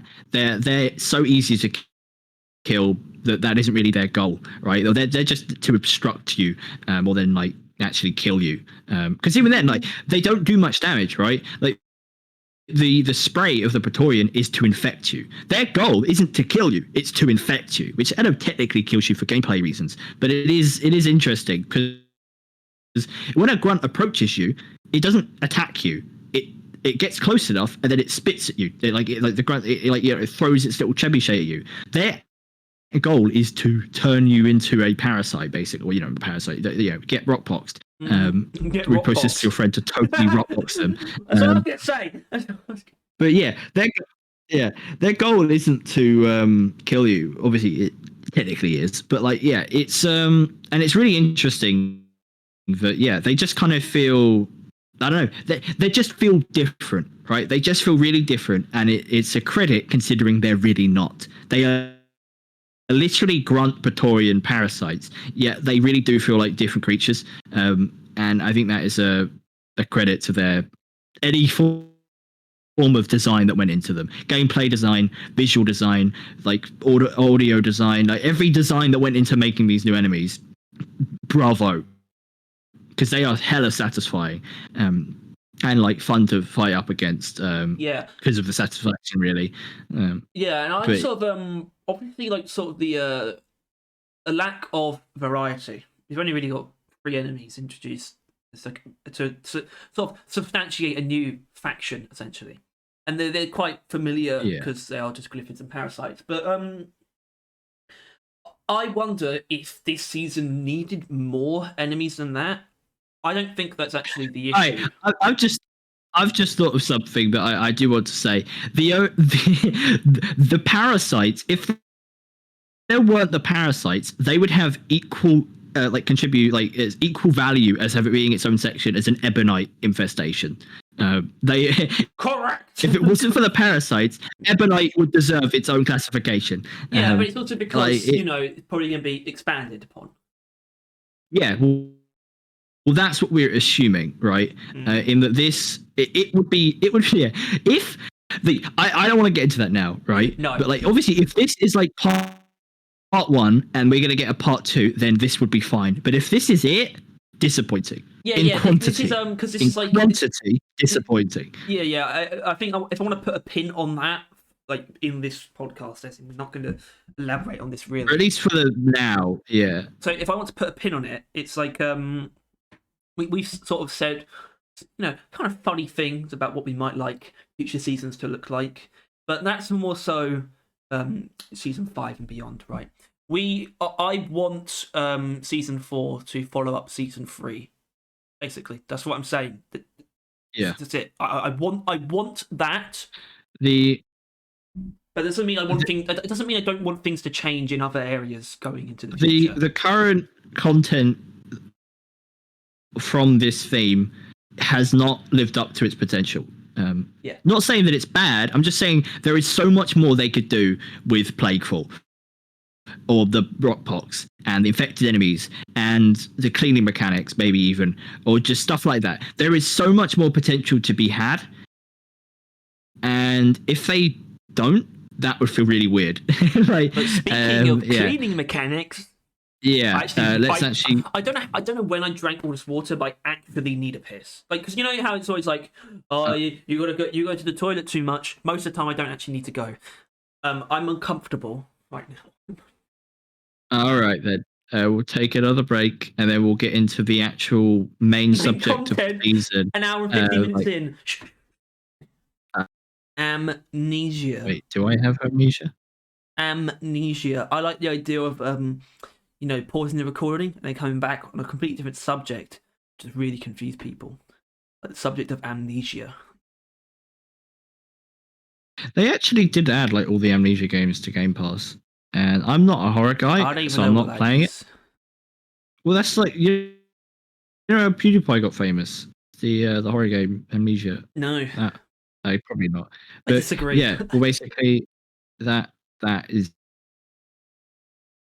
out on Game Pass, like all of them. And if I liked horror, I'd be like, hell yeah! But I'm shit scared of everything, even things that aren't scary. So I'm probably not gonna play that. And yeah, we're back, and we're going to now actually talk about the main part of the game. So this is the longest we've only got 2 other cases to compare this to, but this is the longest it took for us to find out what the formatting of the main content, because we found out in the trailer. Yeah. And it seems to me the reason we didn't find out is because they didn't quite know how to convey it without telling us exactly what it is, without sort of it being a little bit disappointing. But even like the trailer wasn't exactly clear. It was sort of like, oh, it's another warning, is it? And then I saw the map. It's like, oh, there are infected regions, but I guess that's just where the warning is. And I can't remember when exactly we found. I think I actually found out when I saw someone playing that. Yeah, it is more than just a warning. But there's there might be some issues that arise from that. It's a warning that introduces a primary objective. And it is a primary objective. It's an essential objective. You can't leave until you've done it. Which is clearing out, cleansing the contagion spikes. There you go. Which is a feature I did want to see in the game, because when we were talking about my issue with like deep dives, the fact that that as a mechanic being only reserved to them, I feel like was kind of a wasted opportunity, and they're actually using it now, which is cool. But I'm not sure. I don't want to go straight to this, but I'm not sure if a warning was the best way of going about it. I think they could have just added a new type of thing, but I will go into that later. But yeah, for now, I do like the secondary objective addition. I like that they're at least experimenting with that as like a gameplay mechanic, and yeah. That's about where the compliments end. It's not where the compliments end for me. I mean, no, we should talk about the actual mechanics and the actual the objective itself. You find sort of just areas that are completely infested. It's supposed to be a meteor that's been left to awaken, basically, because it's supposed to be dormant beforehand, and then I don't know, the plague hearts sort of start crawling out or something. I don't know. If shit gets infected, this is the aftermath of basically the meteors that are left cracked. And if they fall where dwarves aren't, so they don't get immediately fucking torn apart, then this is what happens. Yeah, the terrain gets affected. A lot of enemies not a lot of enemies. Either way, so there's this big infected areas that you have to cleanse, and you call in a new support drop to do that. It's like a pod that has the lithofoamer and the lithovac. You spray the foam on the bulbs of the infection, and then you suck them up with the vacuum, and it's fairly satisfying to do, but it's also it's this really weird mix of like the actual activity itself is very casual, but it can. You know what? No, I haven't found it to be tedious at all. I've never really been like fully felt like I'm fully. Have you done it solo yet? Yeah, multiple times. All right. It's not tedious. I think the terrain. only, I think it's very difficult for the terrain to really be an impediment here. It feels like it gets done quite quickly too. I think people have an issue with it, and they don't realize that it's the same thing as the robots. The issue people have with this new thing is RNG. Sometimes you will be the wrong character, sometimes it will spawn in the wrong place, and sometimes things will go poorly. And instead of realizing that that's how the game works, and every piece of content is if you don't like how random it is, I'm not sure how you got into Deep Rock. I'm not sure.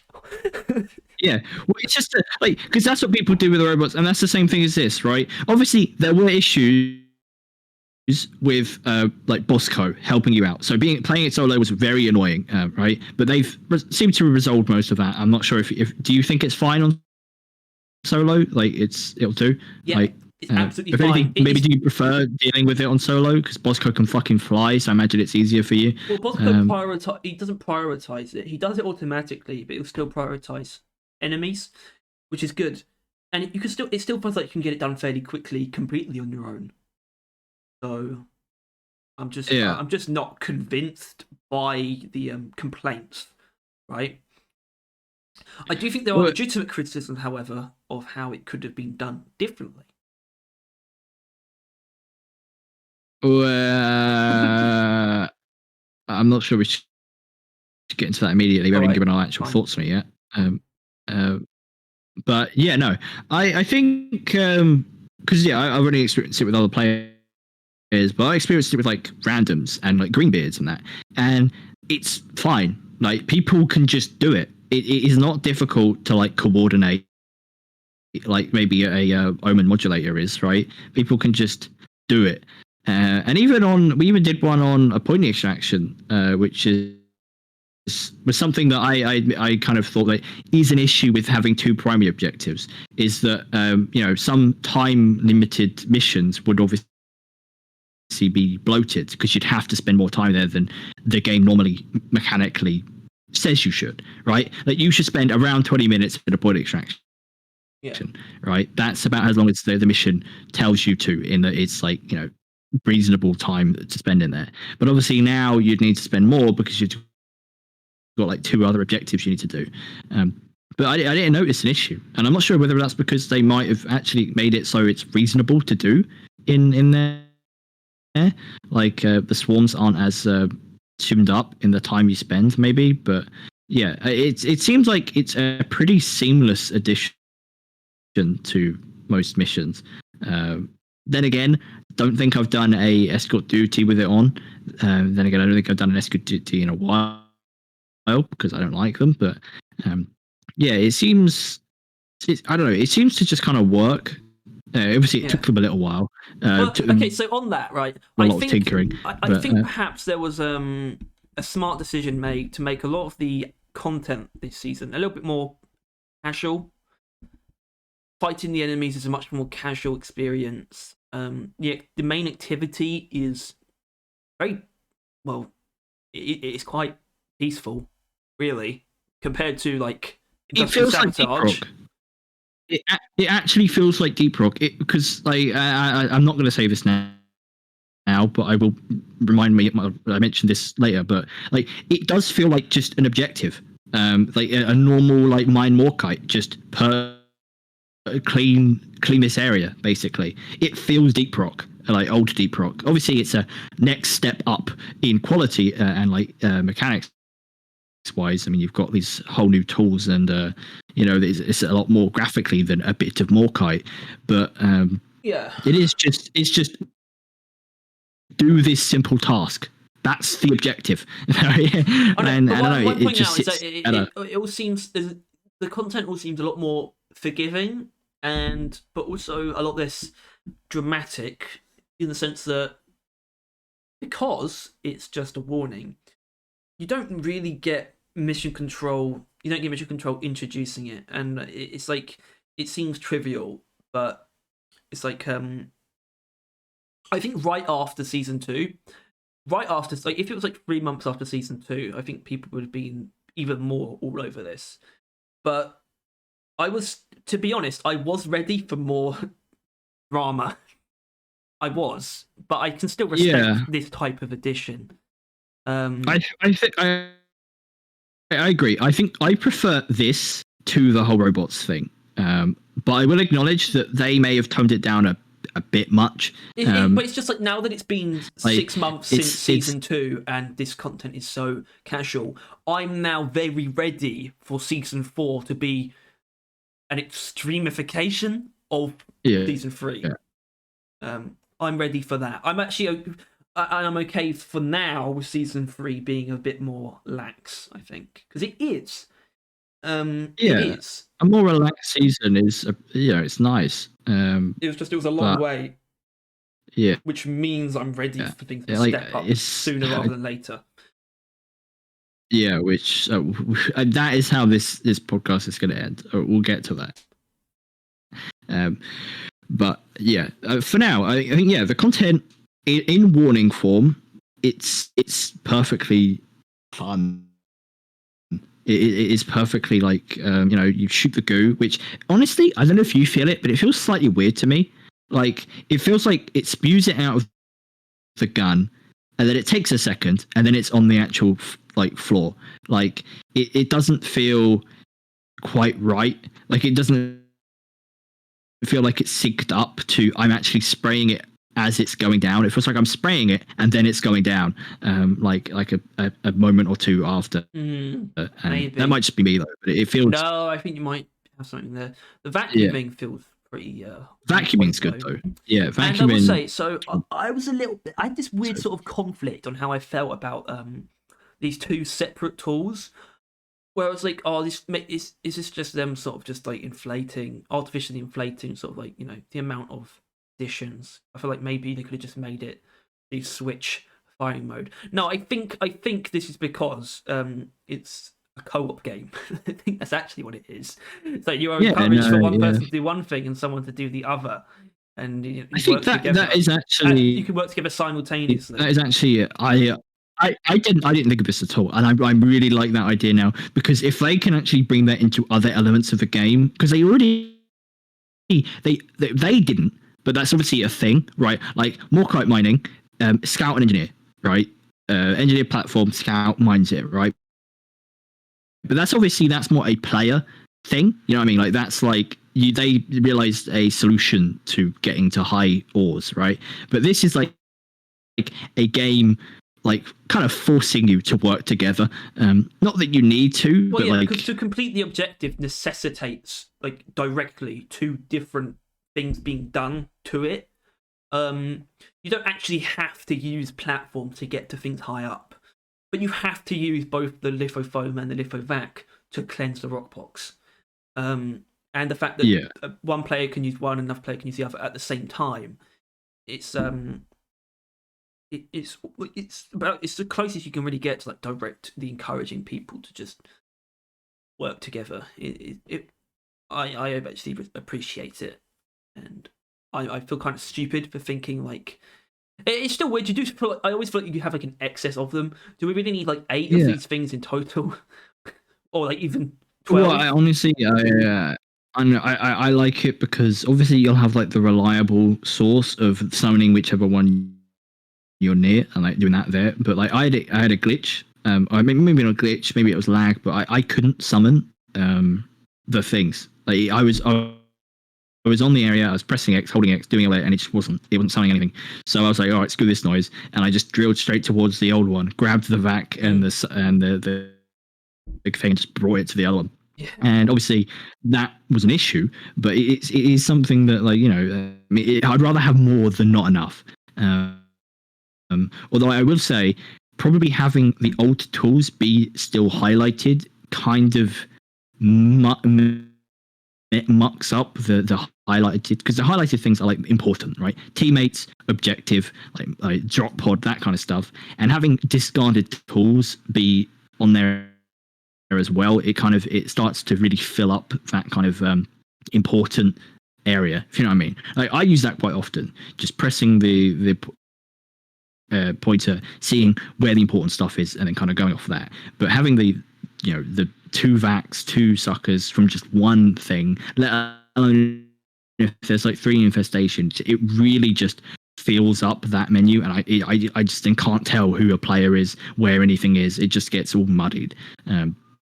So I think if they respond, if the vac and the goo gun or whatever is like the actual infection that you spawned it from, they should become not important, and they should have an outline on that. That is something that I do think is an issue, and I think is really obscure, but I feel like it's something they might sort out. Like, that feels like something they would patch. It's already been addressed, because they made it. They don't show up on the map once you're done. Right. Yeah. So yeah, because they already probably muddied up the map, but yeah, they're still highlighted in your thing, and it muddies all that up. But yeah, otherwise, no, I think honestly, gameplay wise, it's just fun with a combination of tedious, but like in that Deep Rock is right. Like, mining Morkite is tedious. It's a job, right? It's a task. All of the objectives in the game are a task, but they're also kind of fun. And I think this is like that. I think they rely on the inherent satisfaction that people have when they play cleaning games, and obviously maybe a satisfaction of clearing out. I think maybe they could do with maybe a bit more effects in clearing out one, like the gradual receding of the rock box, and like once it's dead. I'm not sure how satisfying that is. I think it's really cool, but maybe it could do with being like some different colors rather than going from like a muddy reddy brown to a browny brown. Maybe it could do with being a bit more interesting. But I don't know. I still think overall this is a very good addition to the game. But and I want to start getting into this now. It should have been an objective. Like, or not objective, right? It should have been a mission. The game mode. It should have been a game mode. Yeah, mission. It should have been where you go there and the only thing you're doing there is clearing like 3 to 5, depending on hazard length of those things. That's how it should have been. I'm sorry, but the fact that it's a warning is just it ruined. Well, it didn't ruin, but it lessened the impact of the event and like the enemies and all that. It made it feel less significant. That the main objective, the main impact this is having is not even a mission. They don't even care enough to send you there directly to do it. It's just, if you happen to go there, be a doll and clean up the things before you leave, right? It just, in-game and out-game, makes this feel less important. Like, it's just less significant than the robots. And I don't think they meant to do that. Like, I think the warning on the pass is like, it's at the same rating, right? It's like the same importance. Like, oh god, new threat. Oh god, help. But like, in game, it doesn't tell you the same. There's less enemies, and the enemies are less of a threat. There isn't even an actual mission to go there just to do it. It's just a warning. And because of people's complainings, the warnings aren't even as big as significant as they were before now. Now they're like 1, 2, or 3, right? Instead of like, we used to be like 4. So they're even less significant than they used to be. And it's just overall led to, obviously it's still fun to do, but it's just less impactful than it should have been for a new season theme and content. And I think that was a miss on their behalf. And I really do think it should have been a game mode. And it doesn't have to be any more than it already is. It just, instead of it being a warning that's tapped onto your current game mode, like in Mining Morkite, it should have just been that. You're there to clear it out. Job done, right? That's it should have been. And there should have been warnings that just have life-or-phage enemies in missions, like life-or-phage ambushes, something like that. And they could have been in the infected area. Like, the infected area could have had the mission type and then warnings in everywhere else in that biome. and that would have worked.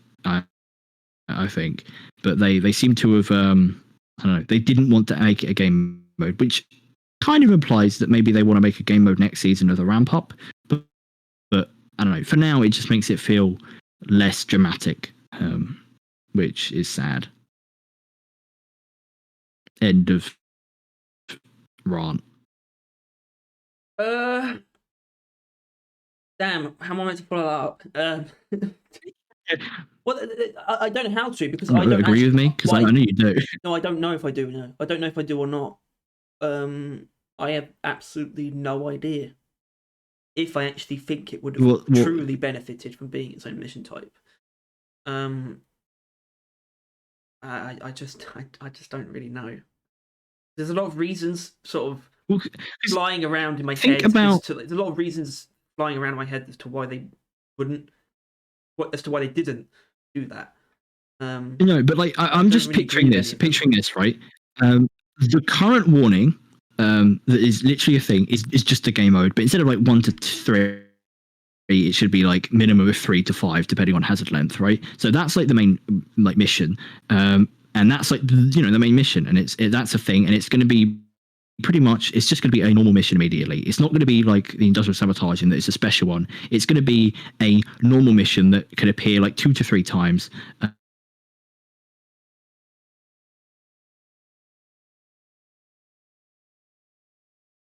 There will be like warnings.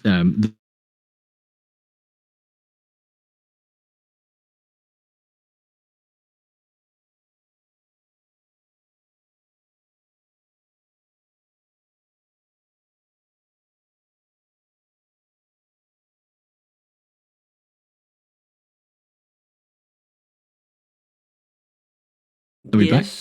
Sorry about that, everyone. If they made this into a game mode, it would have allowed them to have a game mode, have a warning that would have been a simple little one that just added life or phage enemies. Maybe it was a rework of the parasites that made the parasites in a like being a parasite infestation. That meant it turned enemies into life or phage enemies, and they'll have the parasites. So it would be a rework of parasites, which is a terrible warning that could have done with a rework. And then they would have had 2 events, because you could have had the normal meteorite event and a delayed meteorite event, which is that the meteorite has turned into a livophage and it's infecting the area, and you're getting there like just as it's infecting the area. So it hasn't fully infected, but and so you'd have 2 events, a warning, and a game mode if they just made it a game mode.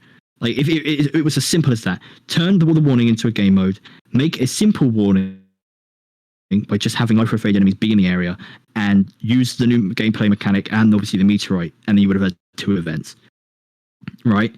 And that would have been a giant amount of like additions, right? Like that, a mission warning, 2 events, that would have been like the maximum we've ever gotten from like that's like season 1 and 2 combined, I guess, other than a warning, a game mode, no event, fucking hell.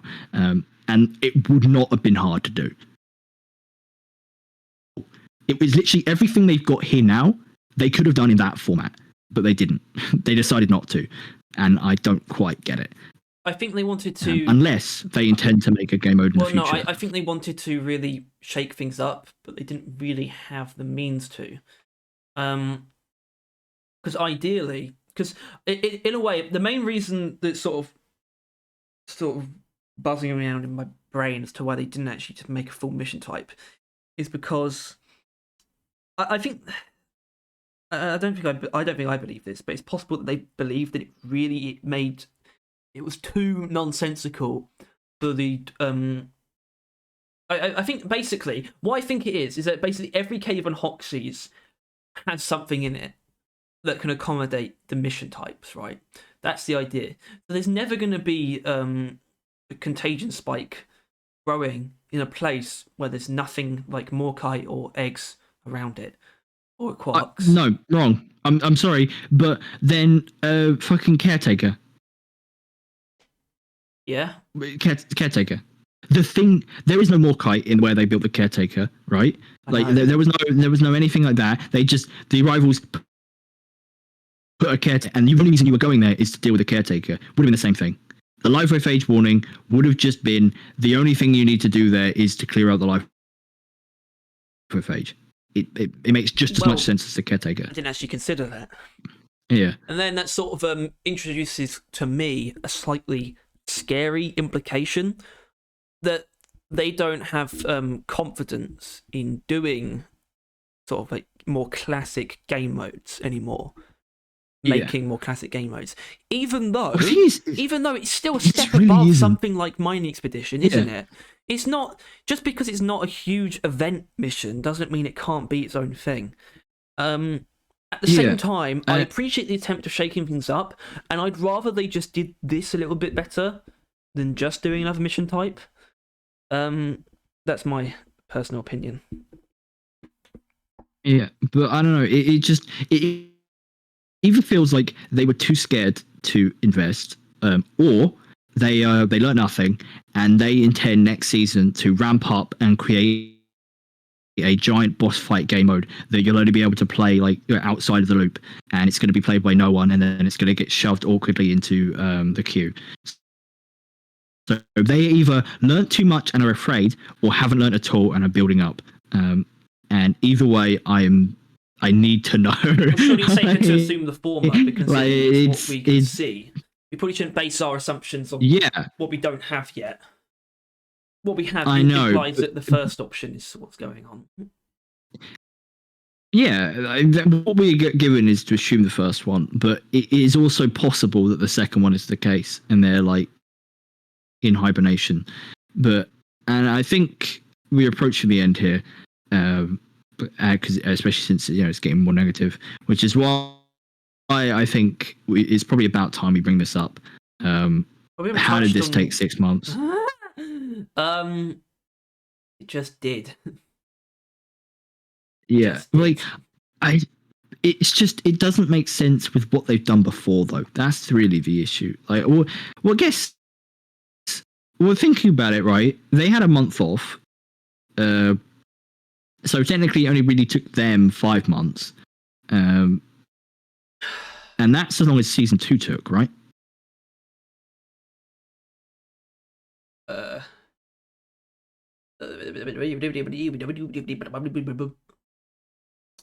Season 2, really, April 28th, 1 November 4th.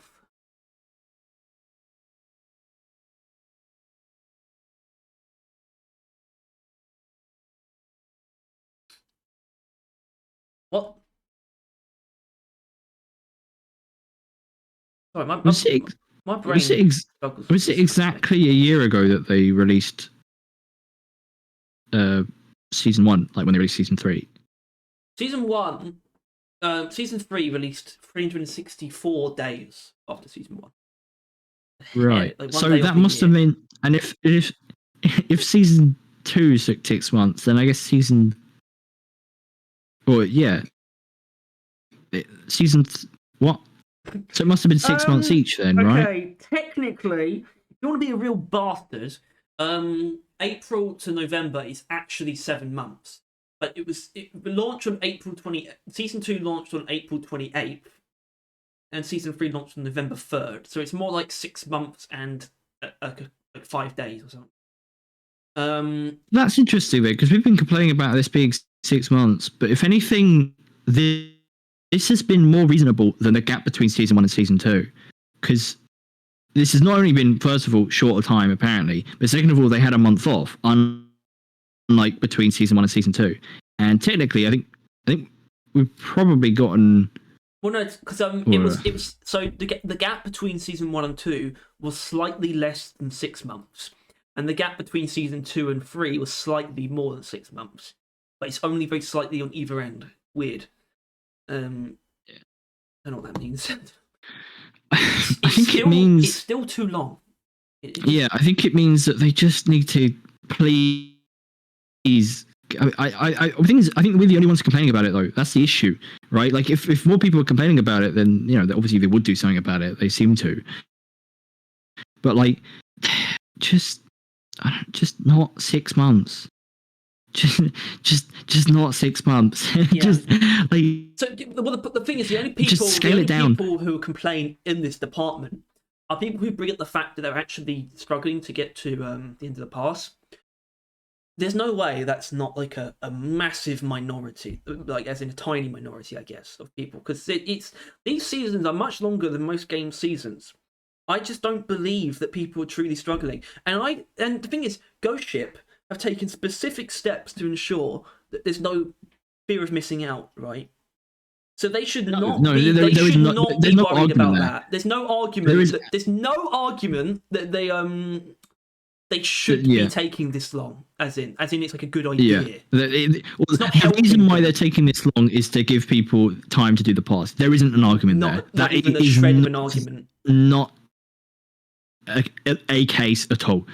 If you would be laughed out of court, in fact, you wouldn't even get in. They wouldn't allow it. But there'd be like a clown telling you can't get in. Yeah, it's not even a joke because it's just nothing. You wouldn't be allowed to like enter Clown Academy. it's just or you literally graduated because you're such a fucking like honorary jokester. To give you the clown. You're such a clown making that argument. Yeah, but like I don't know. It's just I don't know what it could be that is causing them to take this long. And I don't see why they wouldn't say. Unless, like, if it turns out that that's just how long this is taking for them, then I don't know. It just I don't know why it feels so different to how it used to be. So what we really need to do, because if I'm being honest, we haven't been we've been honest, but I think without really knowing enough. So if I go back to updates previous to Season 1, oh my goodness, really? Oh, okay, that was a modding support update, that doesn't count. That doesn't even have a number. Update 34 was April 22nd, 2021. Okay. So that's actually a longer time between that update and Season 1 as there was between Season 2 and Season 3. But Season 1 was actually the biggest update they've ever done. So yeah, Season 1 was the creation of seasons. And the biggest game mode they've ever done. Like tons of new enemies and two new events. It was absolutely huge. And that season, the entire time they were like, this is going to take longer. This is going to be the biggest and longest update we've ever done. So just prepare yourself for that. Like, this isn't coming out anytime soon. They elaborated. It took a week longer than it's taking now. Yeah.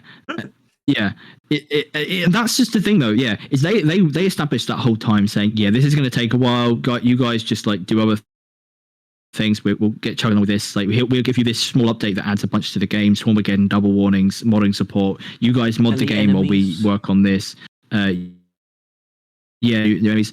And while they were doing that, they were saying that. But since Season 1 came out, the amount of time, the gigantic amount of time is now just normal. They're not establishing like we were assuming they were like quarter third initially in the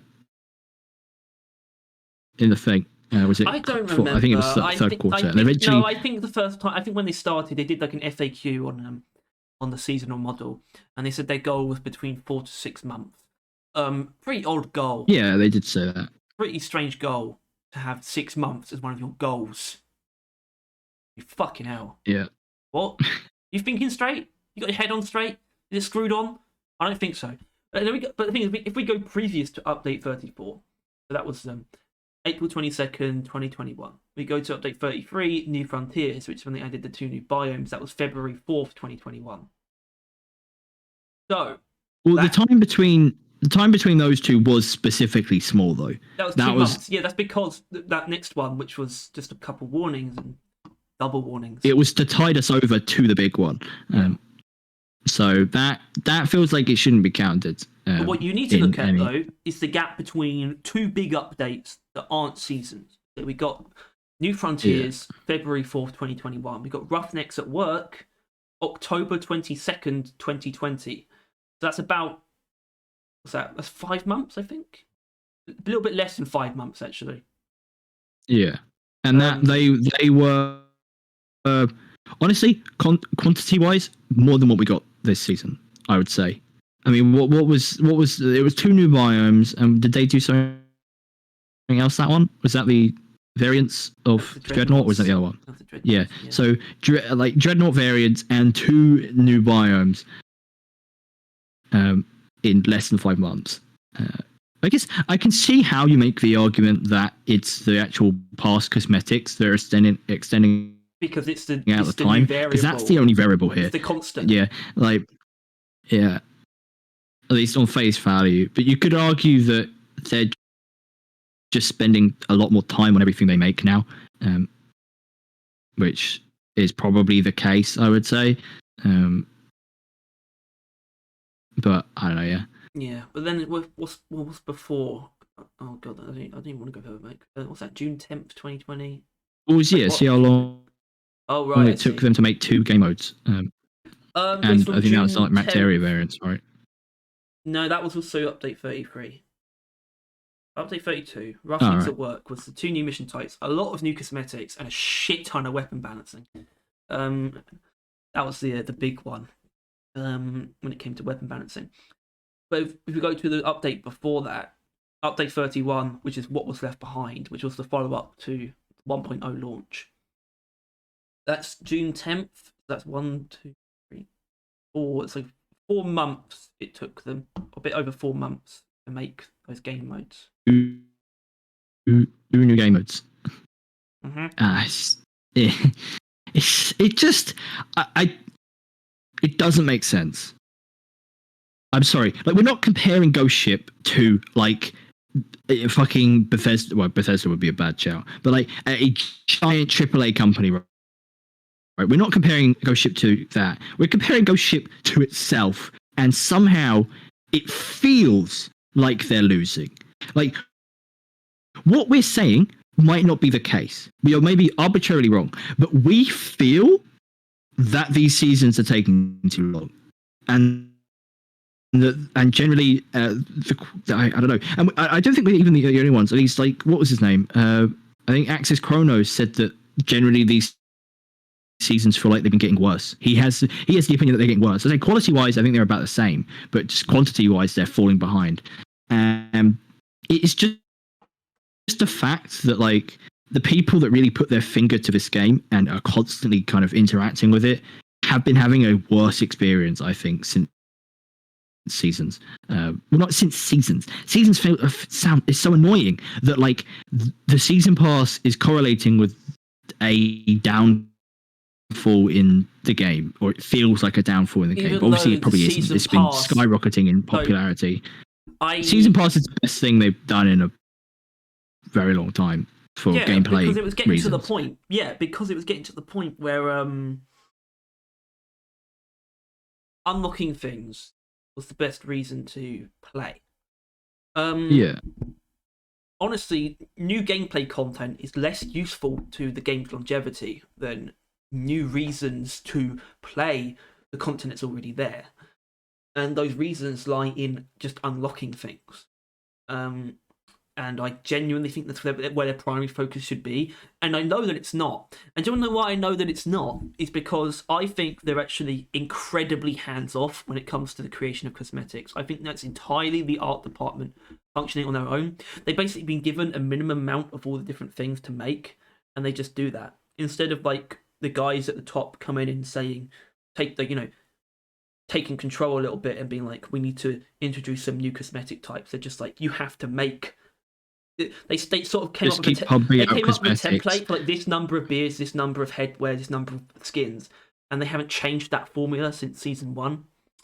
And that's why it's possible that the art department could actually be struggling in their own right to get all that stuff done, because they don't have as much freedom as they could have.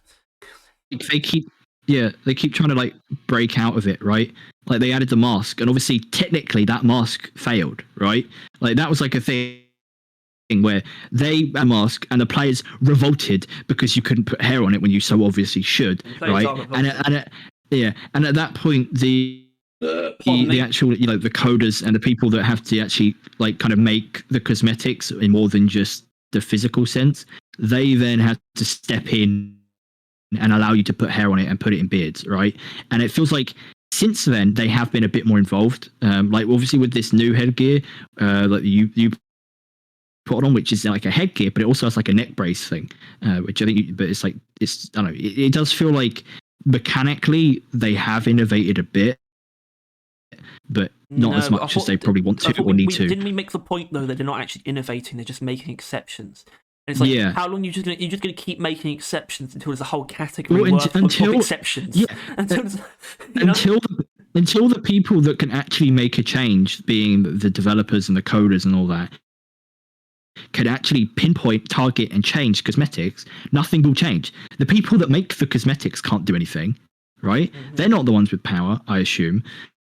Like it would take them being like, okay, this season we are going to like overhaul the cosmetic system. It would take them deciding that to be like what the grenades would be or what perks would be, right? That's what they would do. They would focus time and effort in like customization or like gameplay, that kind of thing, to that end. That's what it would take, I assume. But yeah, it's just, I don't know, it's also a fact that it's going to kind of get stale eventually, this season pass thing.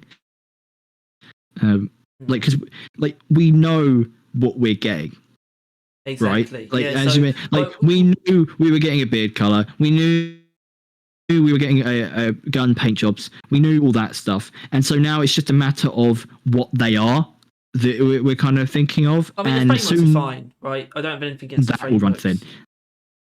Frameworks will run thin, I think. Yeah, they're fine, but I think it. I don't know. I don't know. I feel like they could do more still. Well, not do more, but like it seems like we kind of agree that it's actually one of the best parts. But you're right; it will get stale if that side of things becomes very noticeably formulaic. Because I'm obviously already noticing it. So yeah, and they like to put a big flashy headgear at the end of the pass as well. This is why it's my sincere. It's honestly, it's my opinion that I'm not about to propose the way that the entire direction needs to go of the game. I'm just saying they need to possibly need a change of mindset in that they need to be open to the idea of a season where the theme isn't a narrative, basically. And the theme is just something else. The theme is just adding more to your arsenal, and they should be open to the idea of doing a lot of seasons like that as well. That's the kind of thing they could get out much more regularly, and it would also give them time to focus on making the cosmetic unlocks much more varied. Like this season could be like working for yourself or something like that, like or like self help, and it's just a cosmetics overhaul, a perk overhaul, and like all that stuff, right? Like a pickaxe overhaul or some shit like that. Like they just no, honestly, it's just solely on the things you interact with about yourself. If they were putting out like a season every 3 months, and it's the pass, it's the cosmetic tree, and then it's a few like additions to our arsenal, but the cosmetic tree is actually, it becomes very varied every time, and the sort of other additions we're getting are very high quality, I'd be in heaven. But like, the thing is, this is just something awful. Like the fact that they say there's between 4 to 6 months, and at this point in time, it's always been 6. Yeah. It's always been 6, right? So they should either say 6 months and never so much as tease that it's going to be shorter than that, or they should buck the fuck up and make it 4 months. Like I've said it before, and I stand by it. Like this idea. Yeah, go on. I know what you're going to say. They allow themselves too much time. They need to say 4 months, and they put it on the pass. They put it on the pass, top right, and it is counting down 4 months, and they need to make for that deadline, right? They don't get to take as long as they want or as long as they need. I mean, obviously, this sounds really selfish, but like they should just. I'm not asking for the same amount of content. Just scale down to 4 months, right? Just do that. Yeah, it's not like you have to crunch to get out the same amount that you've been getting out. No, it's not. You get done like, whatever you can in those 4 months, and you save the rest for the sequel. Because think about it, right? Every 6 months, that is 2 seasons a year. Right, that's it. Every 4 months, 3 seasons a year. That's what that does. Yeah, it's weird. They're trying to be like the Terraria devs, but with a live service model. Those two things don't coincide. Live service means regular and consistent, which are the same thing, really. Sorry, regular and frequent. Which is honestly, I would say, by all metrics, their battle pass is better than every other battle pass in like fucking anything, right? The freedom of it, the way you earn stuff in it, it's just amazing. But there, no deadline at the top, right, until like the very last week is a negative. The fact that every other battle pass in gaming has a date when it ends, right? World of Tanks, fucking Overwatch, fucking Fortnite, Apex, probably COD, like every single thing you can think of that as a battle pass, at the very top of it, it says when it ends, except Deep Rocks. And I think that is an issue. It's definitely an issue. Because it allows them to get away with, oh yeah, we'll probably get it done in like 4 months. Oh no, it's taking a bit longer. It's going to be like 5 months. Oh, it ended up being 6 months again. That kind of stuff isn't kind to the players. It is cruel to tease them for that long, right? When it just every 4 months. Plus, it works out for them as well. They would earn more money if they come out more frequently because they release DLCs every season. They release a DLC, and if they keep doing that, boom, that's an extra DLC every year. Therefore, an extra £8 a year from like every person, which doesn't sound a lot, but you know what I mean. Like like it would just they would earn more money if they release it every 4 months, and players will have more things, more interactions, more like things to play. Because for players, some players obviously they can't complete the pass in that time provided, but other players have probably already completed it. Like maybe PC actually, maybe honestly, but for players like that, that's it. The season's like over, right? Immediately, and so they're now going to be waiting around for like 5 more months for actual like reasons to play. Meanwhile, you bring it down to 4. That's like 3 more months. Season 1 FAQ. That's the thing is though is that it's probably not good. It's probably not the same as what they think now.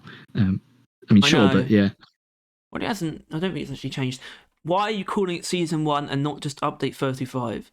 DRG has evolved so much in just a year and a half since we launched. Entering into seasons represents the biggest change yet in how we bring new and exciting content to players. There are many reasons for this shift. We want to be better at theming our updating and binding things more coherently together. Rock Galactic has never been a game where we told a certain story, but we really love to create and implement new features that seen together can string your own stories. In the case of Season 1, we're introducing the idea of company and hot season. Season 2 will do the same. Oh, right, what? Oh. Well, they did plan on making. They didn't plan on making a part 2 of the robots. I don't think, did they? I didn't think that ever felt implied. But that word is a bit different. It might actually mean that. We also wanted to create a bigger splash around releasing an update. Yeah, with all the news stuff and publications that they get in touch with. Well-known concept from other games, and therefore needs a little explanation. And yeah. The concept of season also adds in a sense of urgency to participate, even if our season is going to be stretched for several months. We've previously felt that our updates did not gather the attention and momentum expected. So they missed honestly, they missed one of the biggest points of using a seasonal model. They didn't mention actually making updates more regular. Reliably, yeah. Yeah. That should have been the whole point. Yeah, that's kind of weird, isn't it? Kind of silly. Yeah. Well, folly. In all fairness, though, they have been pretty reliable with these seasons. They are reliably 6 months. Good job. And it's not a joke. It's a fact. They have been reliably 6 months, and they have been reliably less content than when it was 4 and 5 months. Look at this. How much content is there in the performance pass? 25 hats, hairdos and beards, 10 paint jobs, 6 pickaxe parts, 3 victory moves, 1 boss code framework, 20 weapon frameworks. It's pretty much stayed that way, hasn't it? Except 24 weapon frameworks, I guess. Other than obviously new guns, but yeah. Yeah. It's I don't know, and it just because I can't quite pinpoint where this is gone wrong, but it feels like it has. Yeah, but like the season pass, but we're in this really weird position. Remember, where we're not actually sure if we're right in what we're feeling. Yeah. At the same time, my objective sort of viewpoint tells me every other game that uses seasons gets content out more frequently than this, and I simply care about Deep Rock a lot more, so I want to see that similar level of frequency. It's pretty much as simple as that, and that's why it feels wrong to me. Well, I think this is something, because the realization that season one, time between season 1 and season 2 is the same, or maybe slightly less than season 2 to season 3, points out something, because there is really only one variable between these two things for us as players. We have been YouTubers on fucking Deep Rock since during season 2 to season 3, and because generally a season would come out, I would play it for like a week or two and then not touch Deep Rock again until it ends. Especially back when this was at least updates, that was definitely the case. Just when it was just an update, they had a bunch of content, and then I'd play for like a month if it's a lot of it. To be fair, then to I'd the stop. seasonal model, it does mean we have sort of regular periods of more. Yeah, I've never played Deep Rock more regularly since they've added seasons, which is why. No, I meant for the channel. I do believe the seasonal model. Yeah, no, yeah. Which is why, once again, we would prefer more regular seasons, just because. Yeah, I mean, our channel never does better when a season's coming up, right? I will say like, that's kind of a thing. I wasn't thinking about that though. I sincerely wasn't thinking about the channel when I say I want more frequent seasons. It's not actually. No, you're right, but I am aware. It wasn't even in my head at all. But obviously, we would benefit. Yeah. I am aware that us being a Deep Rock YouTube channel is a strong reason as to why we would want more frequent updates, because we pay attention to this game a lot more than a normal person would, right? Like obviously Deep Rock season comes out, you play for about a month. Yeah, you play for, normal people play for about a month, forget about Deep Rock, and then they start hearing that their new season's coming up and they'll play again. That's how and why people don't finish the pass. They play it when it comes out, and then they'll start playing it again once teasers for the new one comes out and their hype's building. That is why the pass doesn't get finished. It's those people, which is a majority of people, because when seasons are 6 months apart, that's going to happen. People are going to stop playing because it's just too far apart. It's just a fact. Especially for a game like so no Deep wonder Rock, which obviously if you're wired the right way, it doesn't matter. Tyler, no wonder they're seeing a bump in player count when a new season comes around. It's because a lot of people have already dropped off. They're coming back. Yeah. Obviously, that's not a good thing. I think it was the day after. The day after the season 3 came out, they reached an all-time high on Steam. Right? Imagine if they did that 3 times a year, right? People reach an all-time peak more reliably. Also, people wouldn't fall off as much, so the player base would just grow instead of rise and fall. And it's just I don't know, man, because surely, and I'm going to say it differently. They know, they are very competent developers. They know exactly everything we've just said. They know the facts. They've looked at it. They've probably talked about it. They know exactly what they're doing, and they have decided to release seasons every 6 months. That was something that they're doing. But I think they're also aware of how horrible that sounds. So they have not disclosed that at any point in time. Like, do you remember during September when we were expecting teasers like any week now, and there wasn't any because they never really they didn't want to tell us that it was actually going to be all the way in November. Instead of like the originally assumed September to admittedly maybe October worst case, and then the unthinkable November, right? I was expecting, it got to the point, this was like my most recently revised sort of date. Sorry, I'm eating chocolate. So we spent quite a while sort of trying to figure out when was the most reasonable time for season 3 to come out. And, I remember the roadmap said quarter third. Yeah, it did change. I think late quarter third. I'm pretty sure, which was like September. Yeah, but they changed later on, so we got our hopes up, and then we got obviously let down. I think that was the season 2 okay, so we're looking at like, I think that was the season 2 roadmap where it said season 3, quarter 3, and then it was the season 3 roadmap when we found out it was going to be in quarter 4. That's why it was like, oh, okay, October then, right? Okay, October. Yeah. And I was like, okay, I'll make an exception, maybe mid-October at latest, right? It's not gonna take longer than that. Right? It's about then that we started getting spoilers. Actually, we have spoilers like through all October, but I don't. It's just they need at the very least to have the balls to look us dead in the eye as a fan base and say it'll be another 6 months. Just be honest with us. Say 6 months. But because and then I would accept the fact that I'm not going to play for like 4 in the middle because I fuck that noise. And I'll pay attention to other games because I'm not standing by and constantly playing a game with updates every 6 months. I can't. I'm not that type of person. I don't think I'm as adrenaline junkie as some of the young people nowadays, but like I need something more consistent than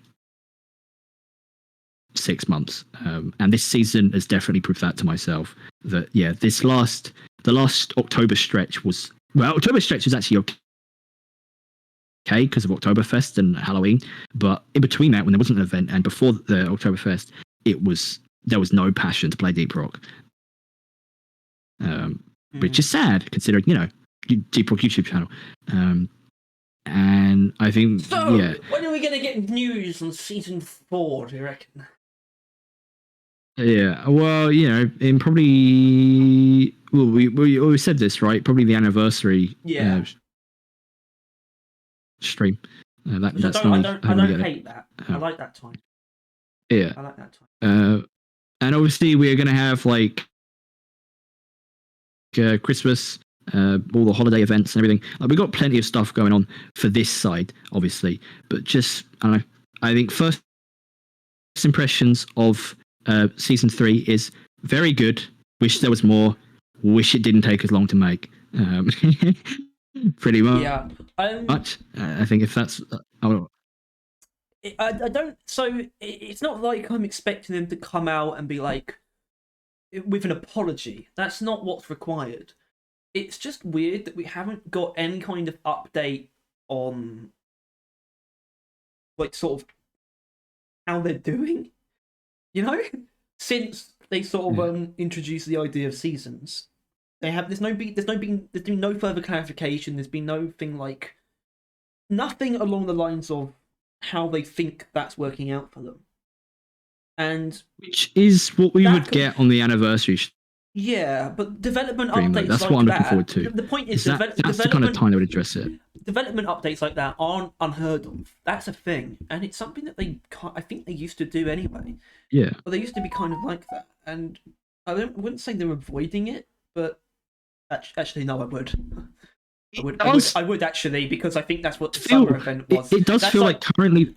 It does. Yeah. It does feel like they're currently kind of being ashamed of obviously the robots got tons of backlash, so they kind of like buried the robots and they're trying to work on something safer. And obviously they, going into like Oktoberfest, they were like rewarding the players for like enduring the time. Like it doesn't feel like they're happy with how long their seasons are taking to make. But they're not saying that. But they're the developers, want to hear them right? say that they're like dissatisfied. That would be really reassuring, actually. But we're not getting that, and I would just I don't. Either way, silence is harmful, whatever the actual truth is. So you might as well just tell us. Yeah, like literally, if they're like 6 months, then okay, at least we know now. If they're like 5 months, like. If they're like, we realize now 4 months is never going to happen, right? But we're really going to be aiming for 5 months. Then that's like okay, but that feels a bit like it's going to end up being 6 months anyway.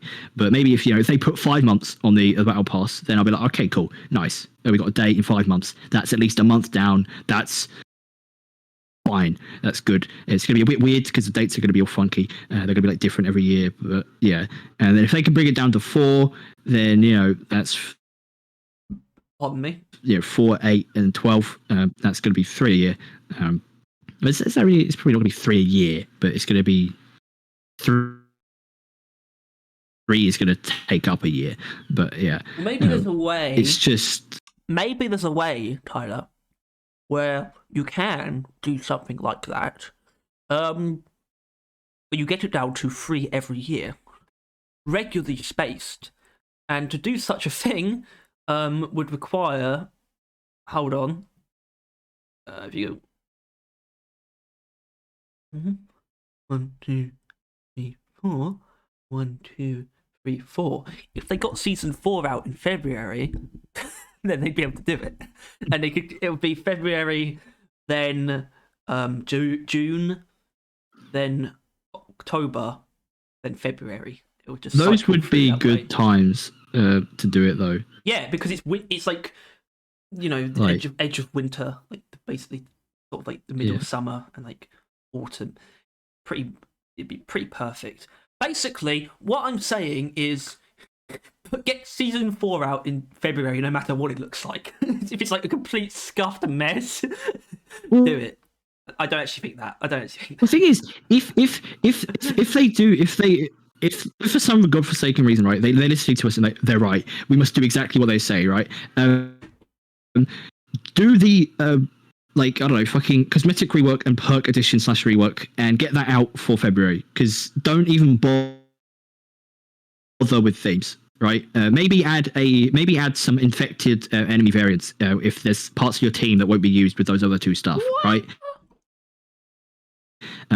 Just get that done. Infected enemy variants, so that's a continuation of the theme, and then cosmetic rework, so it allows it. Opens up the opportunity for future battle passes to have more varied content with what the designers want to make, and a perk rework because it's due. Even you acknowledge that.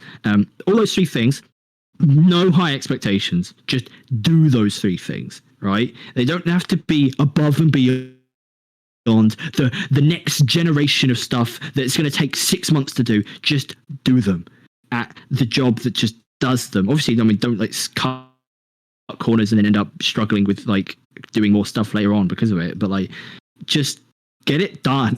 Please. I've got a bit of a dodgy take. Cut as many fucking corners as you need, baby. Well, no, because I don't want them to cut corners on the cosmetic stuff, and then they realize that they can't ever touch it again because the coding is so fucked. As far as we know, it's not like Halo Infinite. Exactly, but I don't want it to end up like Halo Infinite with a poor foundation. I feel like Chris Raygun in relation to Halo Infinite, where he's like, if they just hired me as creative director, I could just fix everything wrong with this. But the problem is, there's nothing to fix in Deep Rock. That's not Deep Rock is not a problem. That's just the weird factor. There's not actually anything that needs fixing.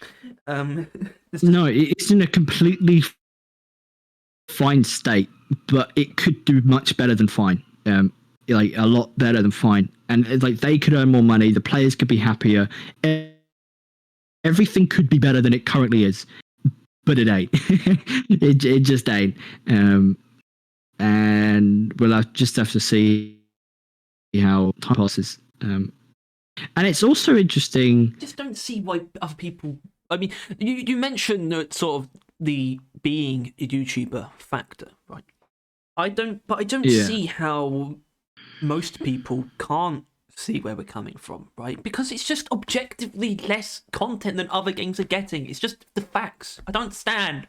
How can we be wrong? How could we be wrong? I don't like comparing them to other games, though. I don't want to say that. Obviously, I did it with the battle pass system because it's literally some numbers that say when the next one's due. Come the fuck on. But I don't want to compare their output to other games because that's not fair. That would enforce crunch. The team size is different. The quality is different. Stuff like that, right? The games are different. But comparing them to themselves elves from the past, there is no reason why we should be looking at less content in more that takes more time to make. It's just a fact. That inherently, taken on a surface level, is bad. Like it's bad and needs to be addressed. It's why a dev needs to say why it takes so long to make these updates or seasons. A dev just needs to say it. And that isn't something that we're going to get from a dev stream. I sort of feel like everyone that's something that everyone who's been sort of complacent, you know, some people say that they actually don't mind how long the wait is. You're not being play the game. You're not being objective. You're just not being objective. It's not normal, right? This is very infrequent. There's just no denying it, right? There is good enough reason for there to be some kind of statement. Like I said, I think they need to be very specific. They do not need to apologise for anything. They just need to clarify some things. No. Yeah, like if it comes out that their team, if anything, they've actually been doing worse, right? If anything, apparently maybe Deep Rock is earning less money and their team is actually downsizing during these seasons. If they come out and say that, then fuck, I apologize, right? But like they need to say it, and I can see why they wouldn't, because it's not something a company should do. Tyler can join the art department. I'll join the I'll be a voice actor actually. I can do the dwarves. Yeah. Well, the point is, like if it comes out that like they're they haven't got enough on their team, or that that's stuff, we will work for like slave labor. Like we'll learn how to fucking code if that's what it takes, right? Like just say something. Tell us why. Your guesses as to why you thought it would only take like season quarter 3, like it would have taken like late September. Why it went from September to October to November? Why did it do that? I mean, was you guys this is ambitious? To point out. Was it cosmetics? This is really important. There have been delays, right? Yeah, this has taken longer than they thought. Well, they would. They never announced it specifically because they never give themselves a hard date, right? Because that's the thing that like currently Overwatch has been done. Like there was supposed to be a mid-season patch to balance some things. They got delayed, and then it got delayed again, and people were not happy, right? Because delays, right? Same with I guess Halo, right? Like delays are inherently a issue you have to deal with when you give people a hard date, right? And that's why Deep Rock has never had to do it before, because they never give people a hard date, right? They only give people a hard date when they know they wouldn't have to delay, right? The game is at least in a serviceable enough state to where any issues that occurs, they can just add a patch after, right? Like they are not willing to give you a date until the game is basically done, which is good because no one has to get angry that the game's getting delayed, but it's bad because the game is getting delayed, just no one's being told about it, right? It's just, I don't know, It's just. I don't like being this negative about Deep Rock. Like, it's really pissing me off that all the conversations we have ends up being about this subject. I want to praise this game like I think it deserves, because I believe that Deep Rock is one of the best game out there currently, right? The devs are the most like in touch with their community, friendly. They find things funny. They add things to the game. Chess. Yes, I am going to ignore chess because chess is boring. But everything about Deep Rock is amazing, or it used to be. Now I think they should actually just cease development and make a Deep Rock. There are chess. some issues, and maybe didn't they do that? That was the board game, right? Maybe. Deep Rock Chess is the board game. I just said so they should stop working on their game so they can make chess, and you said maybe. Well, I think they should stop working on their games so they stop disappointing us, which is a lie. This season, bringing it back to the actual podcast itself, this season was still quality-wise, everything we got was good. It was the grenades are fun, interesting.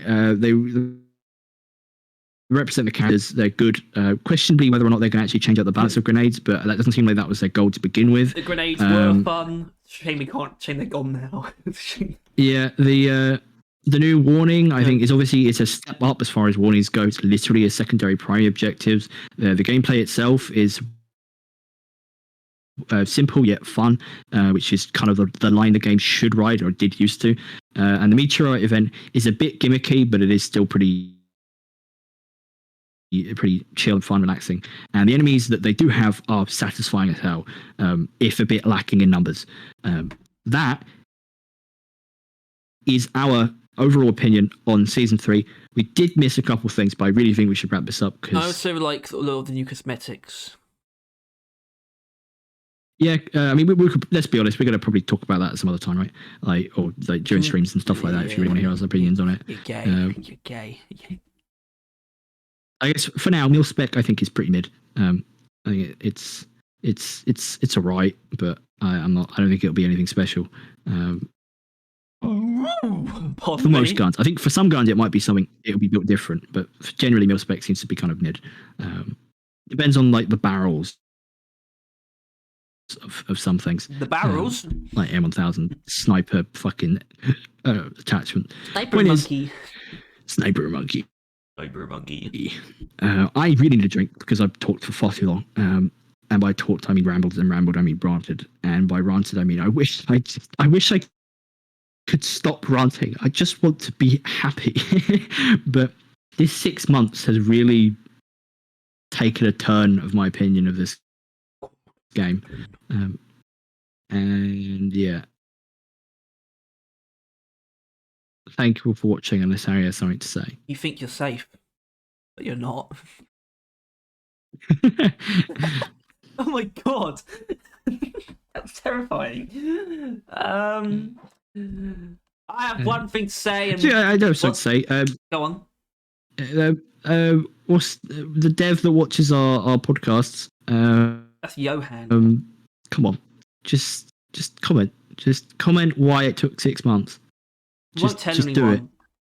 Yeah. If you want, I'll like it, and once I like that'll be once I've read it, and then you can delete it. As long as we then know. Yeah, please. But I think that's going to be it from us. Sorry, this podcast is also delayed. Oh, okay, right. We established this because we actually wanted to play the game. So this week and next week will be slightly unorthodox. This week already has been, obviously, because there's no traditional Saturday video. It's this instead, and we live streamed on Thursday. But I think you can see kind of why. Next week will be a little bit weird. I'm definitely going to want to try and, because we didn't have something for the workshop lined up, and that's fine because I'm going to be at the dentist at the time that we would have done that anyway. That works out, but there won't be a video that day, so hopefully we'll be able to do an actual Deep Rock stream on Monday and Wednesday. But either way, it's going to be a little bit weird. We'll see. Maybe some massive statement will come out between now and the next podcast, because that'll be the next actual video. Really, that's really weird. Yeah. And then I don't know, we'll probably do like a part 2 of this, really. But see if our thoughts have changed or anything. Stuff that was left behind. Aim gen, weapon balancing, cosmetics. Yeah. Because we did that, didn't we? For season 2, there was like season 2 secondary impressions. Yeah.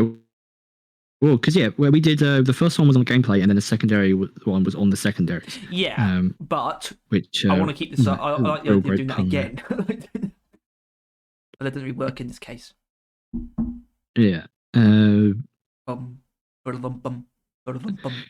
yeah, that was. This is probably our longest podcast, right? Was this like 3 hours? I don't know, actually. I don't know. No, because I'm sure we've done 3 hours before. I think our longest was like 2.5. Yeah. Okay. Yeah, if you're still watching to this point, then I don't know. I recommend a 20-hour video, or I guess it's 2 videos about 10 hours a piece on Skyrim. If you seem to like really long content, because I've been watching that at the moment, and it's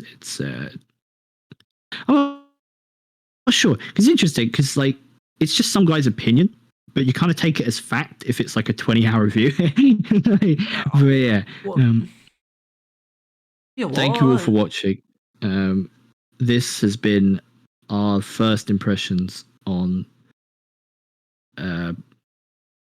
season 3 of Deep Rock Galactic. Harry has been Harry. I have been lagging apparently, and have a great day. This is our longest podcast actually. You know what? We could make it even longer. I could just leave it recording for no good reason.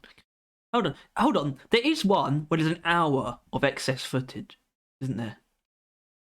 Yeah, it was just like I forgot to trim the gameplay, so it's just an hour of gameplay at the end. You could argue that this is all excess. Because it is. Either way.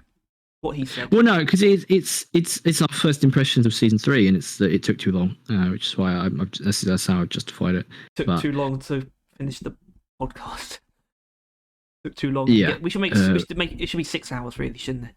I guess we should make a statement as to why it took so long, so we're not hypocrites. It's basically because we snivelly. What are you doing? We have a tendency to ramble on about things that we passionately care about, and one of those things is Deep Rock Galactic, and that's why this took so long. So now that we have come forth and explained why we took so long, maybe the developers of Ghost Ship Games could do the same thing, as a bartering tool, and definitely not something that came out unexpectedly immensely condescending. So let's end this, please. I need a treat. That was fucking awful. What are you doing? Have you edited the video yet, please? No. You can please, go, Harry. Let me end it alone. Why? Just end the video. Why are you always like this? Well, now, you see, now I'm actually keeping you from getting a drink, apparently, and it's entertaining me. Alright, everyone, thank you so much for listening and for watching. The little green things like highlight our bubbles. If you like this, please make sure to like it, because you liked it. And if you subscribed this, please make sure to subscribe. If you watched all this and you're not subscribed, that's kind of what. That's kind of lit, actually. That's a Sigma move. But that does also mean you're now obliged to subscribe. Someone said that Joaquin Phoenix looks like Sigma from Overwatch. Joaquin Phoenix? Joker. He's Joker. I think he was like an old dude. He wasn't old. Bye.